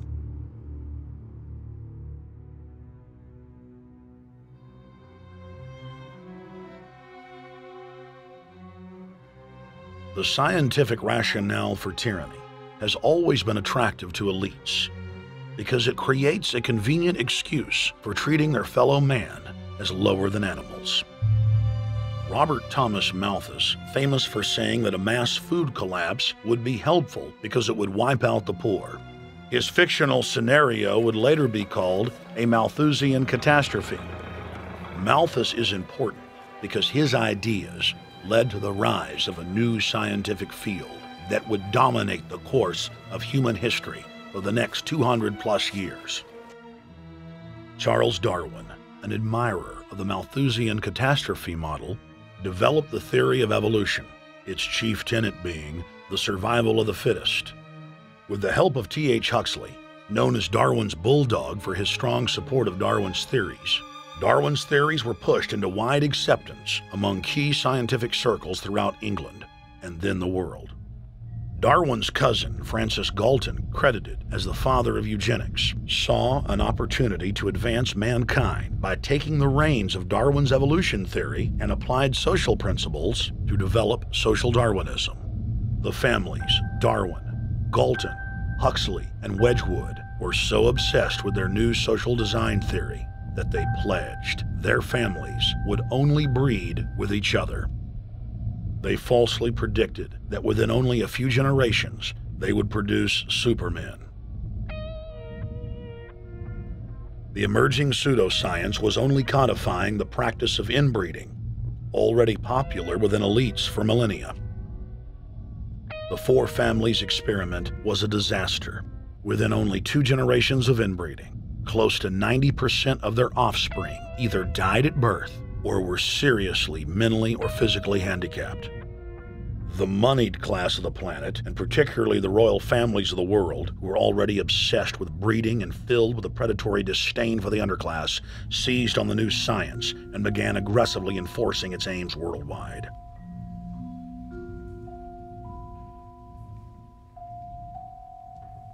Biometrics appears to be a new science, but it was actually developed by Galton back in the 1870s as a way to track racial traits and genetic histories, and as a way to decide who would be licensed to breed. In 1904, the Cold Springs Harbor Research Facility was started in the United States by eugenicist Charles Davenport with the funding of prominent robber barons Carnegie, Rockefeller, and Harriman. In 1907, the first sterilization laws were passed in the United States. Citizens with mild deformities or low test scores on their report cards were arrested and forcibly sterilized. You're 17, aren't you, Alice? Yes, but what have you done with my folks? Well, we're trying to help them, Alice, and you too. They were taken to the hospital this afternoon. Hospital? Wasn't none of them sick this morning? We thought it necessary to present your family's case to the State Medical Commission. After an examination, they decided there was but one important action to take: to have your entire family sterilized. Why, what's that? I don't know what you're talking about. Now, in this state, we have a law which provides for such people to have an operation so there won't be any more children. I see. Now, we've placed your brothers in institutions where they'll be properly cared for. You can go back to your job soon. I'll arrange to have it held open for you. But I'm keeping my job. I'm not going anywhere. Now, you're going to the hospital too, Alice. And you mean they're going to stop me from having children ever? Exactly. I'm all right, I tell you. I won't go to any hospital. We don't want any trouble with you, young woman. If you refuse to go, the officer here will take you by force. In 1910, the U.S. Eugenics Record Office was set up. By then, the British had created the first network of social workers, expressly to serve as spies and enforcers of the eugenics race cult that was rapidly taking control of Western society. The social workers would decide who would have their children taken away, who would be sterilized, and in some cases, who would be quietly murdered.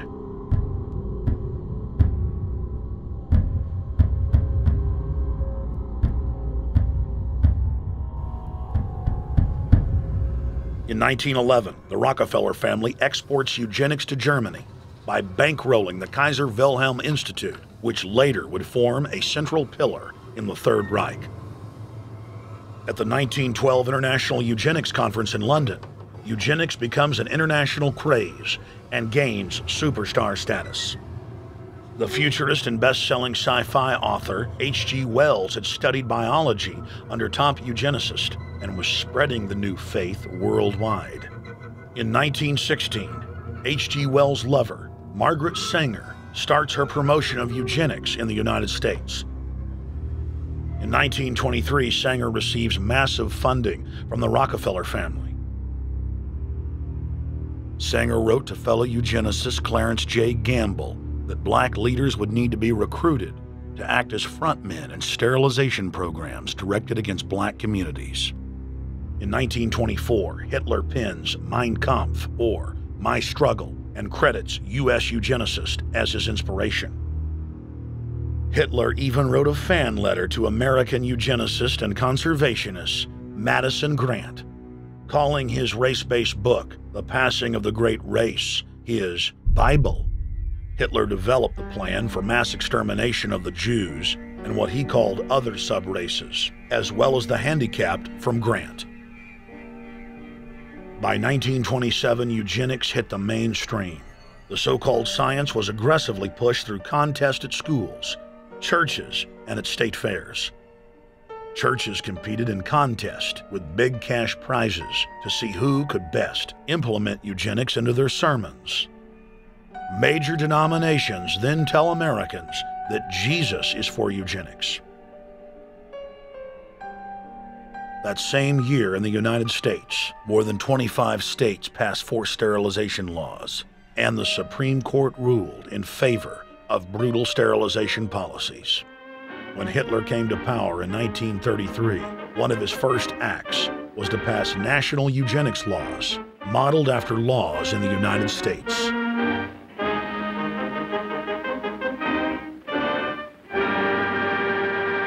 The 1934 film Tomorrow's Children brought the eugenics agenda to the silver screen in the United States. In the case of Miss Mason, I can see no reason for the operation that's been recommended. The girl is perfectly normal. She's hard-working and has a good reputation. Do you know anything about her family background? Oh, yes, Your Honor, I do. There are several other children, aren't there? Yes. What is their condition? One is a cripple. Two others might be classed as feeble-minded. Isn't the oldest son in jail? Oh, yes, I believe so. And knowing all that, you still contend that this girl should be allowed to bring more people like that into the world? She's sound, Your Honor. She's not anything like the rest. Surely she should be given a chance to work out her own salvation. I can't agree with you, Doctor. Suppose she is normal. The chances are that her children will inherit the family taint. Isn't that possible? But, Your Honor, I'm sorry, Doctor. 3 generations of unfit are enough. Petition not allowed. By 1936, Germany had become the world leader in eugenics for taking effective actions to sterilize and euthanize hundreds of thousands of victims. The big 3 of American eugenics, Davenport, Laughlin, and Goethe, were dispatched by the Rockefellers to Germany, where they advised the Nazis on the fine-tuning of their extermination system. With the strong support of the U.S. and England, Germany had gone over the edge, and tens of millions would pay with their lives. At the end of the war, the Allies protected from prosecution the very Nazi scientist that had tortured thousands of people to death. The Nazi brand of eugenics had embarrassed the elites, but they had no intention of stopping their plans.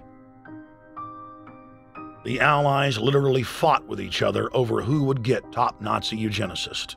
It didn't matter if the SS doctors had tortured tens of thousands to death. They were free to go.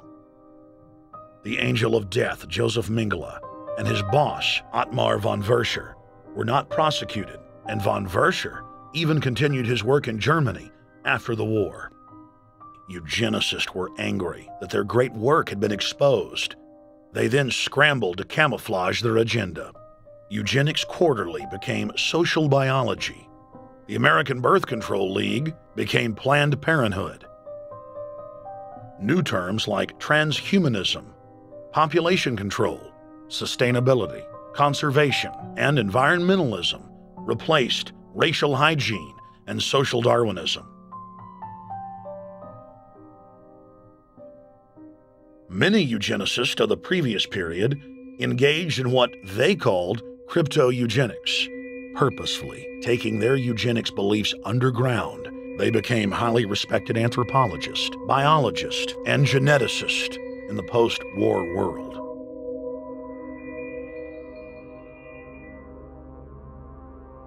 The Allies then smuggled thousands of Nazi scientists out of Germany and placed them in key scientific positions, ranging from bioweapons to rocketry throughout the military-industrial complex.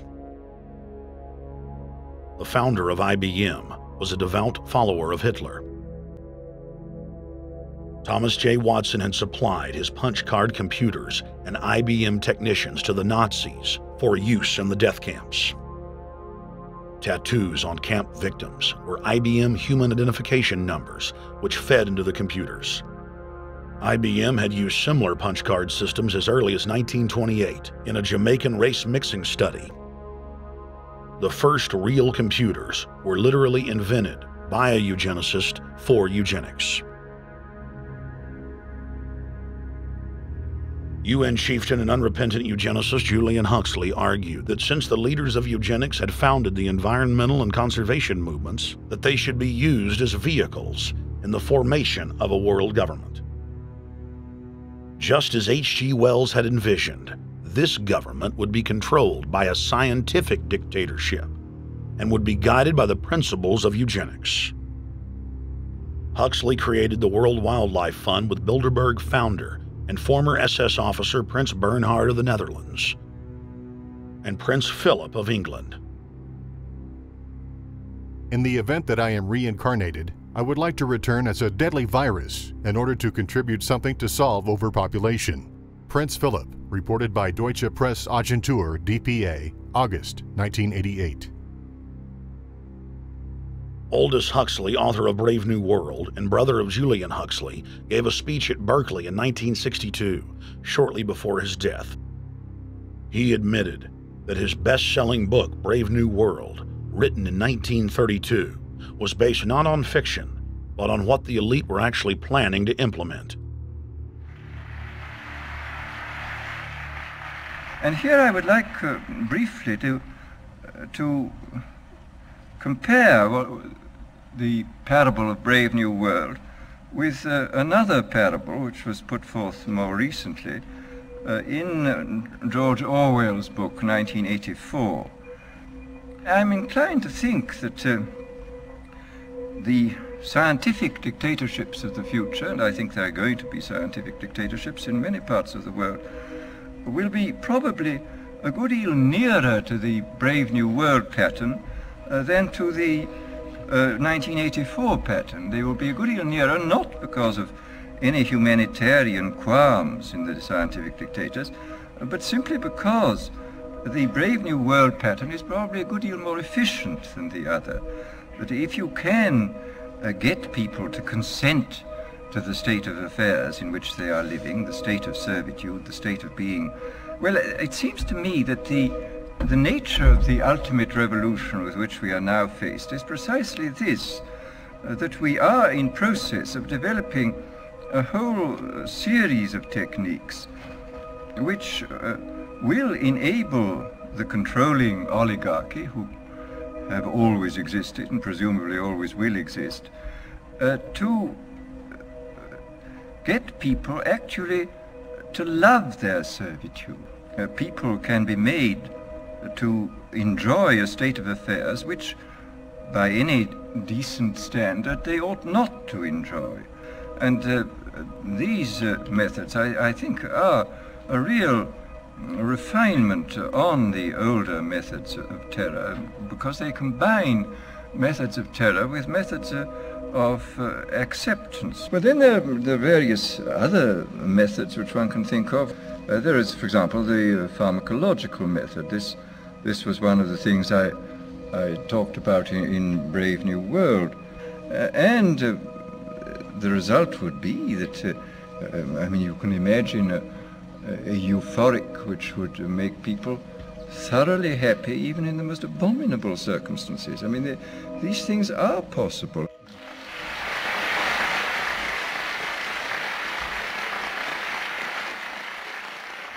The elite have left a massive wave of destruction behind them as they cold-bloodedly experiment on civilian populations as if we are lab rats.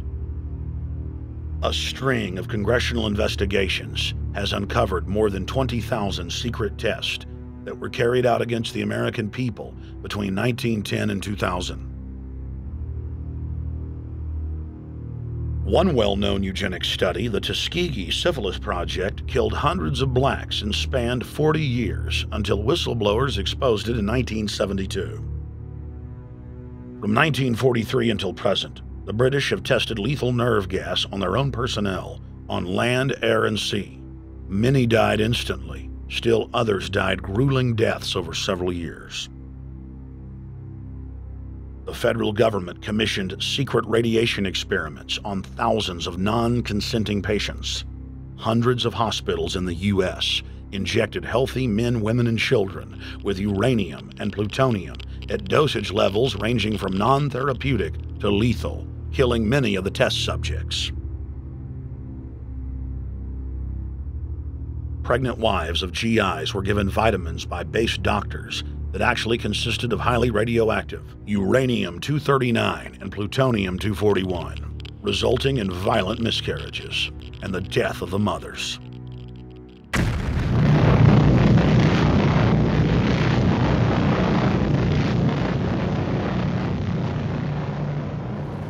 Soldiers, sailors, and Marines were used as guinea pigs in hundreds of atomic and hydrogen bomb tests. Patriotic Americans were radiated side by side with lab animals.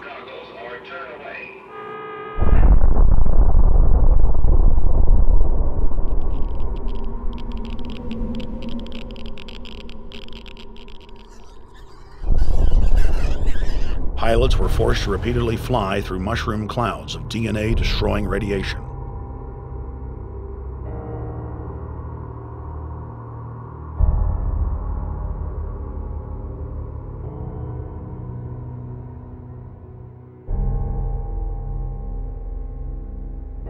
From 1951 to 1961, the U.S. Army paid Israel's health ministry 3 million lira to conduct radiation testing on Sephardic children that immigrated to Israel.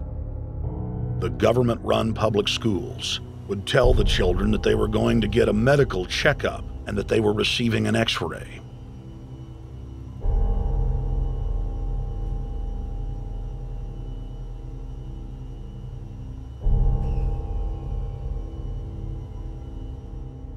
The Pentagon had already radiated more than 4,000 institutionalized children in the United States, many of which had died. More than 110,000 of the darker-skinned Jews were given 35,000 times the maximum dose of X-rays to the head repeatedly. Many of the children died within months. All of them lost their hair. Some still live today and endure excruciating health problems. The covert testing of chemical, biological, and radiological agents on unsuspecting populations continues worldwide today.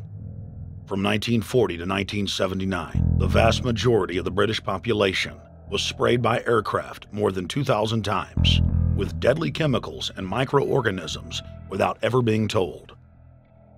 In 1968, the Pentagon tested a deadly bioweapon on New York subways and placed personnel in local hospitals to monitor the effects. Aggressive sterilization of men and women continued in many states until the mid-1980s. The United States and England are currently testing pesticides and highly toxic experimental drugs on tens of thousands of healthy foster children, many of which die as a result of the experiments. Prisons across the nation have forced inmates to participate in grisly experiments, ranging from pesticide studies to having tablets of dioxin sewn into their backs. Gradually, by selective breeding, the congenital differences between rulers and ruled will increase until they become almost different species, a revolt of the plebs would become as unthinkable as an organized insurrection of sheep against the practice of eating mutton. Bertrand Russell. H.G. Wells, Aldous Huxley, Bertrand Russell, and hundreds of other eugenicists constantly bragged about how the establishment believed themselves to be a separate, more advanced species than the common man. Top eugenicists were bold enough to admit that their real goal was not improving the heredity of the commoner, but to further dumb them down so that they could be more manageable. Nobel Prize winner Russell wrote at length about how vaccinations filled with mercury and other brain-damaging compounds would induce partial chemical lobotomies and develop a servile zombie population. Diet, injections, and injunctions will combine from a very early age to produce the sort of character and the sort of beliefs that the authorities consider desirable, and any serious criticism of the powers that be will become psychologically impossible. Bertrand Russell. Over 100 years ago, eugenicist social planners said that they'd use mind-altering drugs to control the population. By 2007, more than 20% of the U.S. population were on some type of prescription antidepressant. But in the case of foster children, a sector where the state has total control, at least 2/3 are forced to take a cocktail made up of, on average, 7 psychotropic drugs. Chairman of the Texas Society of Psychiatric Physicians, Joe Burkett, testified before the State House Select Committee hearing on psychotropic drugs in foster care and shocked the public when he said that 2/3 of foster children in Texas had been placed on psychiatric drugs because they were very, very sick from a bad gene pool. A lot of these kids come from bad gene pools. They don't have stable parents making good decisions. Besides the gene pools, they've then been traumatized by abuse, neglect, and problems, and then they've been traumatized by separation, and all those things predispose to mental illness. The Western world is now implementing eugenics pre-crime policies. Fetuses are now being pre-screened according to family histories of crime. From Portland, Oregon to London, England, Child Protective Services are enrolling newborn children into criminal databases at birth and forcing them to attend probation hearings at age 2. The overlords of scientific dictatorship are ruthlessly prosecuting a war on our most defenseless. In December of 1974, the U.S. government made Third World population reduction a central national security issue. The operation plan, titled National Security Study Memorandum 200, was simply a regurgitation of the British Commission on Population created by King George VI of England in 1944, which openly stated that populous Third World nations posed a threat to the international elite's monopoly of global power. The Kissinger-authored U.S. plan targeted 13 key countries where massive population reduction was called for. Kissinger recommended that IMF and World Bank loans be given on condition that nations initiate aggressive population control programs, such as sterilization. Kissinger also recommended that food be used as a weapon, and that instigating wars was also a helpful tool in reducing population. In 1972, the Nixon White House also implemented a eugenics policy which was directed by George Herbert Walker Bush, then United States Ambassador to the United Nations. Bush advised China on the formulation of their one-child policy and directed the federal government to forcibly sterilize more than 40% of Native American women on reservations. The Bilderberg-dominated Club of Rome advocated environmentalism as the best front to implement population reduction. Western populations would accept serfdom if it was packaged as saving the earth.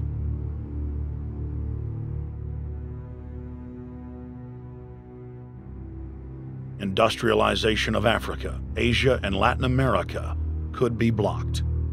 Citizens would more willingly give up their national sovereignty if it were sold as a way to help the planet. The think tank also concocted the peak oil fraud as a way to create artificial scarcity. And the Club of Rome has been aggressively pushing a global carbon tax as a way to fund their planetary government. In the draft copy of the United Nations Global Biodiversity Assessment, it states very clearly that we must reduce the human population from its current level of about 6 billion people down to about 1 billion people. In the 1970s, South Africa developed race-specific bioweapons to target blacks and Asians, and then subsequently sold the technology to Israel in the mid-1980s. In September of 2000, the Project for a New American Century published a document in which Dick Cheney described race-specific bioweapons as politically useful tools. And somebody mentioned, well, why would they want to reduce the human population when that means less money for them? Most people have no idea. They're not after money. They have all the money they need. They're after power. That's their aphrodisiac. The overlords of the New World Order are now aggressively pushing for a worldwide one-child policy. The Chinese one-child policy was phased in gradually. In the 60s, when it began, you only had to pay a tax penalty. Only later did they imprison you if you had more than one child. Now the exact same proposals to penalize couples who have more than one child are being made in the United States, England, and Europe. In the push to reduce global warming, children, according to some, are the new culprits. A think tank in the UK says too many kids are what's making the planet worse, saying large families, anything over 2 children really, should be frowned upon as an environmental no-no, akin to not reusing your plastic bags, driving one of those big gas-guzzling cars, taking long trips overseas. The UK, in fact, has negative growth. I think Canada does too. That still, families in our rich countries shouldn't have more than 2 kids. In 1998, Ted Turner pledged to give more than $1 billion to the United Nations to be spent in the implementation of population reduction policies planet-wide.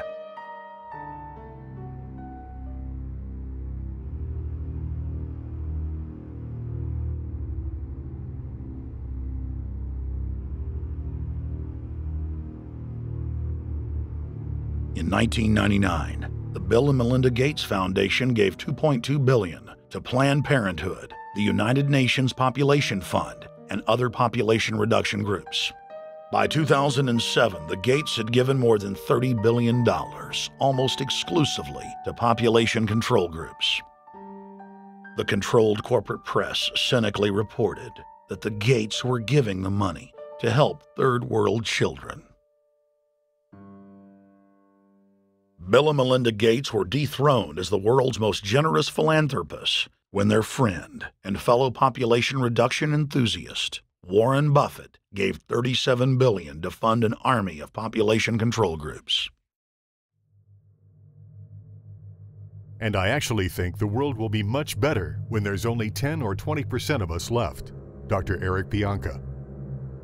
Prominent University of Texas biologist Dr. Eric Pianka, while receiving an award from the Texas Academy of Science, said that the worldwide AIDS pandemic was, quote, no good, it's too slow, and went on to laud the virtues of Ebola because it would kill 90% of the world population quickly.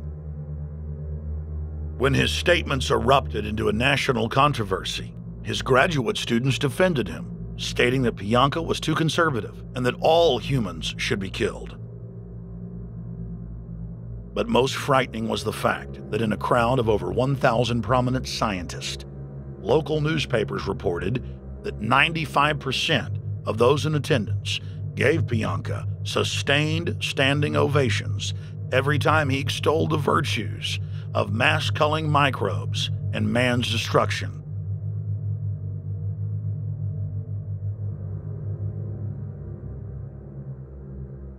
China was able to turn the corner and become the leading world superpower because they have a police state and they are able to force people to stop reproducing. Dr. Eric R. Pianka. The eugenics movement has now shaken off much of its Nazi baggage and is using people's legitimate concern about the environment as a cloak to conceal their real agenda. Everyone wants to breathe clean air and have good water. But the controllers of the environmental movement have done nothing but co-opt people's concerns and parlay it into support for global policies that further destabilize the third world and create untold misery. Phony environmental and conservation groups are now the biggest private landowners in the world. They lobby government to take property away from local populations, only to develop it themselves later. When the U.S. military dumps millions of gallons of nerve gas on the east coast of the U.S., they don't say a word. Thousands of companies are creating transgenic cross-species hybrids, splicing plants, animals, and insects, and releasing the new organisms into the global biosphere, vandalizing the very genetic code of the planet. And large environmental organizations do nothing. The corporate elite of the planet intensified their push for a global taxation system with a year-long build-up to the Live Earth hysteria held on July 7th, 2007 on 7 continents. World leaders announced that saving the Earth was the new organizing principle for humanity and hailed it as the planet's new religion. They claimed that CO2, which plants breathe, was killing the Earth, and that we must reduce the number of children we have to curtail our carbon footprint. Countries across the world marked the day by passing new carbon tax schemes and raising taxes on gasoline, natural gas, and electricity. It is a scientific fact that the sun is the main driver of planetary climate, and the measurements are clear. The sun is becoming hotter, brighter. It has been slowly increasing thermal output in the last 100 years, causing warming not just on Earth, but throughout the solar system. But the scientific facts and even the order of the planets didn't matter to one of the chief organizers of Live Earth, David Mayer de Rothschild, heir to the British arm of the Rothschild fortune, when we spoke to him. When I called Rothschild on the order of the planets, he just laughed, thinking the audience wouldn't get it. He continued to count on the population's ignorance and claimed that the global warming lobby has nothing to do with carbon taxes. I guess he hadn't spoken with his good personal friend, Al Gore. Global warming, the time for debate is over. I think what you have to realize is that being environmentally sensitive and making money aren't mutually exclusive. There's a lot of money to be made in addressing this issue. But you guys are gobbling up all the world's concern to just simply line your pockets and make kids read your book in schools and do all this. It's a business, just like you said, Rothschild. It's not. Do you think I make any money out of this? It's the same thing. It's the same thing your your money-changing ancestors did. They're in Germany, Red Shield, and I'm calling you out, Red Shield. We know it's a scam. A pollution-based tax system, principally CO2. We're causing it mainly, vast majority of it. The consequences are bad and will be catastrophic unless we act. The polar ice caps of Mars are receding at several miles a year, much faster than ours, and that the moons of Saturn and Jupiter are melting. In fact, several of their moons were ice and are now liquid seas. Now, how are SUVs causing that, David Rothschild? That's because those planets are closer to the sun, my friend.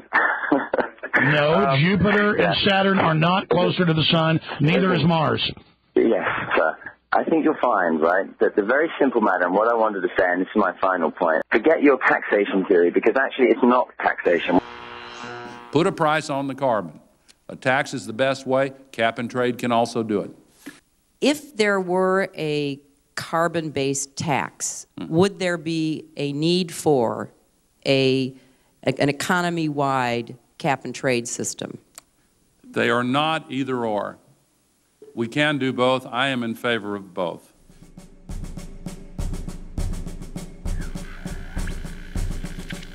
The architects of the New World Order are in a race to complete the structure of world government so they can suppress the independent development of technologies that threaten their monopoly of power, while at the same time steering new developments in the direction the architects chart for humanity. The technocrats call their governing system the final revolution because in the past, empires were enforced militarily. Now enforcement is primarily psychological and economic, and society itself is a construct of the elite who operate outside the controlled paradigm and control the civilization within, just as a child maintains the environment of a fish tank. We are like lab rats, living out our entire existence, never questioning the confines of the cage or the scientists who experiment on us. New World Order engineers have hijacked human destiny. Its controllers have closely studied human behavior for more than 100 years and are now steering us with expert control, using our primitive drives and desires as levers. They have developed their mind control systems to the point of being able to control the average unconscious person like a car.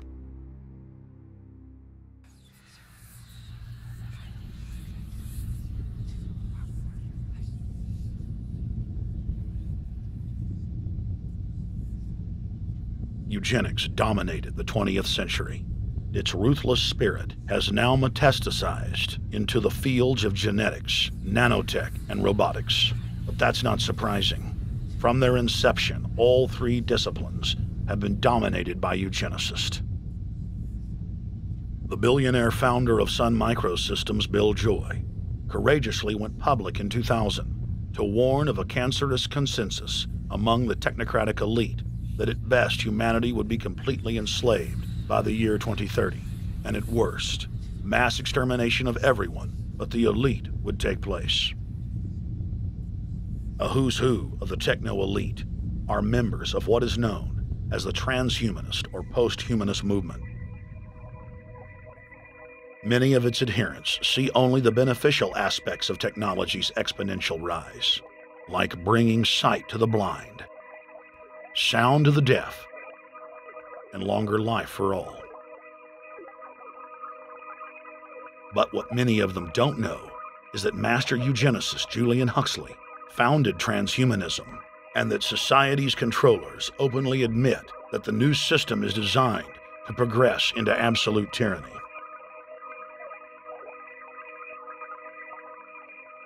Leading transhumanist Ray Kurzweil boasts that technological advancements will allow those that can afford it to live forever, but admits that most won't be able to keep up with the new master race. The drive for world government is now all about who will control and have access to radical life extension systems. Biological evolution is too slow for the human species. Over the next few decades, it's going to be left in the dust. Transhumanists believe that they will attain the fountain of youth by merging with technology. Now, it may be within their reach. Decades ago, transhumanists said that if you did not accept augmentation or enhancements, you would no longer be able to get jobs. And now it's happening today. The elite who occupy the commanding heights of digital reality are suicidal nihilists. Suicidal nihilists know that there is no longer any substantive purpose to their willing, but they would always prefer to go on willing than not to act at all. They can very happily ally themselves with the notion of nuclear holocaust or perfect exterminism. Technology has become so powerful in its capacity for destruction that free humanity cannot afford to let psychopathic technocrats with delusions of grandeur repeat the mistakes of their forebears, because it is highly probable that this time they may destroy everything, including themselves in their mad rush for godhood.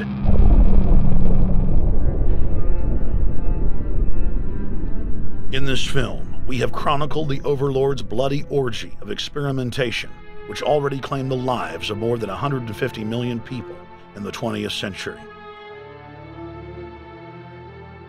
And now, they are promising to deliver an invincible tyranny that will dwarf their past exploits. In the days of World War II, there were sovereign nations and armies to stand against Hitler's final solution. Once world government is in place, no one will be able to stop the New World Order's plans for global population reduction. For those immune to psychological programming, hundreds of FEMA camps have already been built throughout the United States. In their quest for population reduction, no method is off the table. These dark builders intend to release a string of man-made bioweapons plagues, each one worse than the last, while at the same time expanding the police state to enforce an orderly extermination of the population, all in the name of fighting invisible terrorists. And the Georgia Guidestones stand today as a cold testament to the elite's sacred mission. To have a two-class system where the underclass are forced to live as slaves in tiny enclosed cities, while the elite enjoy the land of the earth, evolve into superhumans with the aid of advanced implantable technologies, live eternal lives, and travel throughout the cosmos. This is the promise given to the inner members of the New World Order and the agenda of the Bilderberg Group.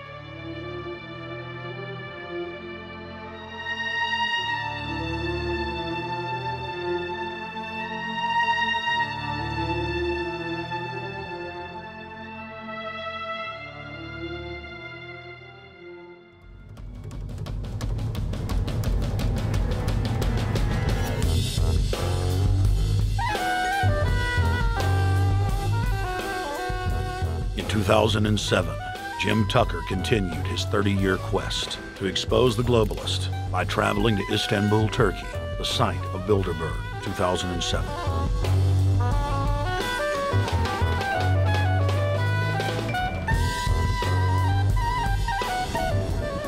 Jim Tucker, thank you for coming on, my friend. It's always fun. Jim, tell us what you saw today when you were out at the Ritz Hotel. We were at the Ritz-Carlton. It looked like a typical Bilderberg scenario. They had the armed guards all around the place.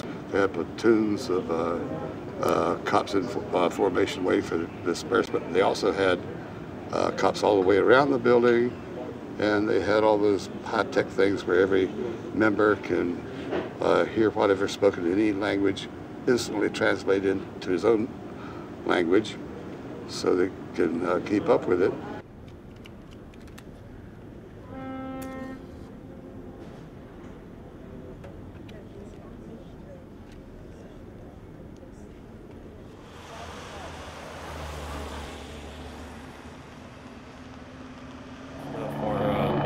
Spot like that, I'm doing the same thing for American Free Press.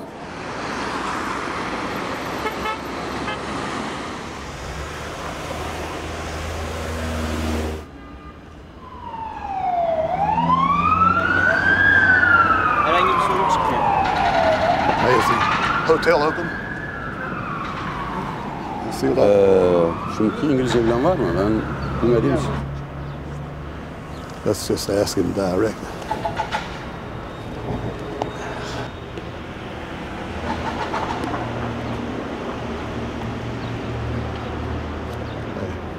Is Bilderberg meeting here this weekend? You can go this way. We had my two personal cops following me today. I was not aware of it because my nose is always sticking into the camera. My jaws are always flapping. But the TV crew said those guys are going to follow you. And their car followed us out to the hotel. Then they identified the two cops in plain clothes, not business suits, but sport shirts and so forth. Yeah. That's the car that's been on our ass? Yeah. I want to photograph him? Yeah. You are, aren't you? Well, they're very likely Bilderberg boys.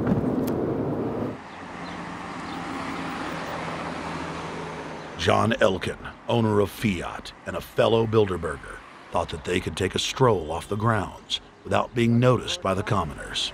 I was thinking about that.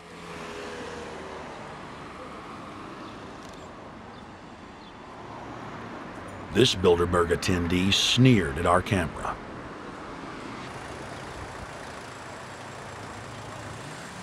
This carload of kingpins gave the media a murderous look and seemed shocked that they would dare point a camera in their direction.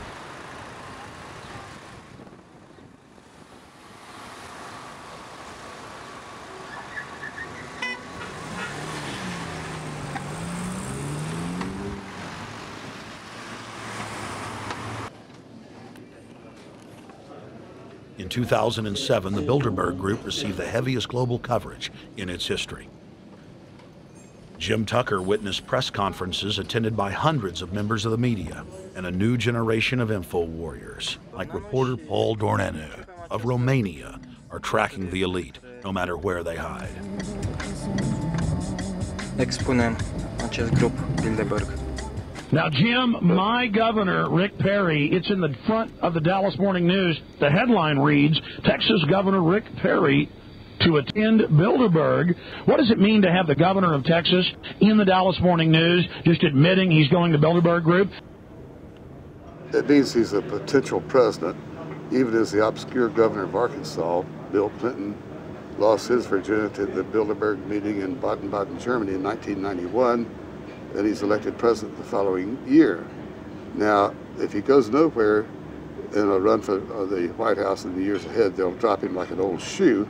They do that often, but officially, Bilderberg considers Governor Rick Perry a potential president of the United States. Yes, it's a violation of the Logan Act, for which Bill Clinton's White House was fined $300,000, which means the taxpayers paid it. When Perry returned to Texas from Istanbul, we were determined to hold him accountable for his treasonous actions.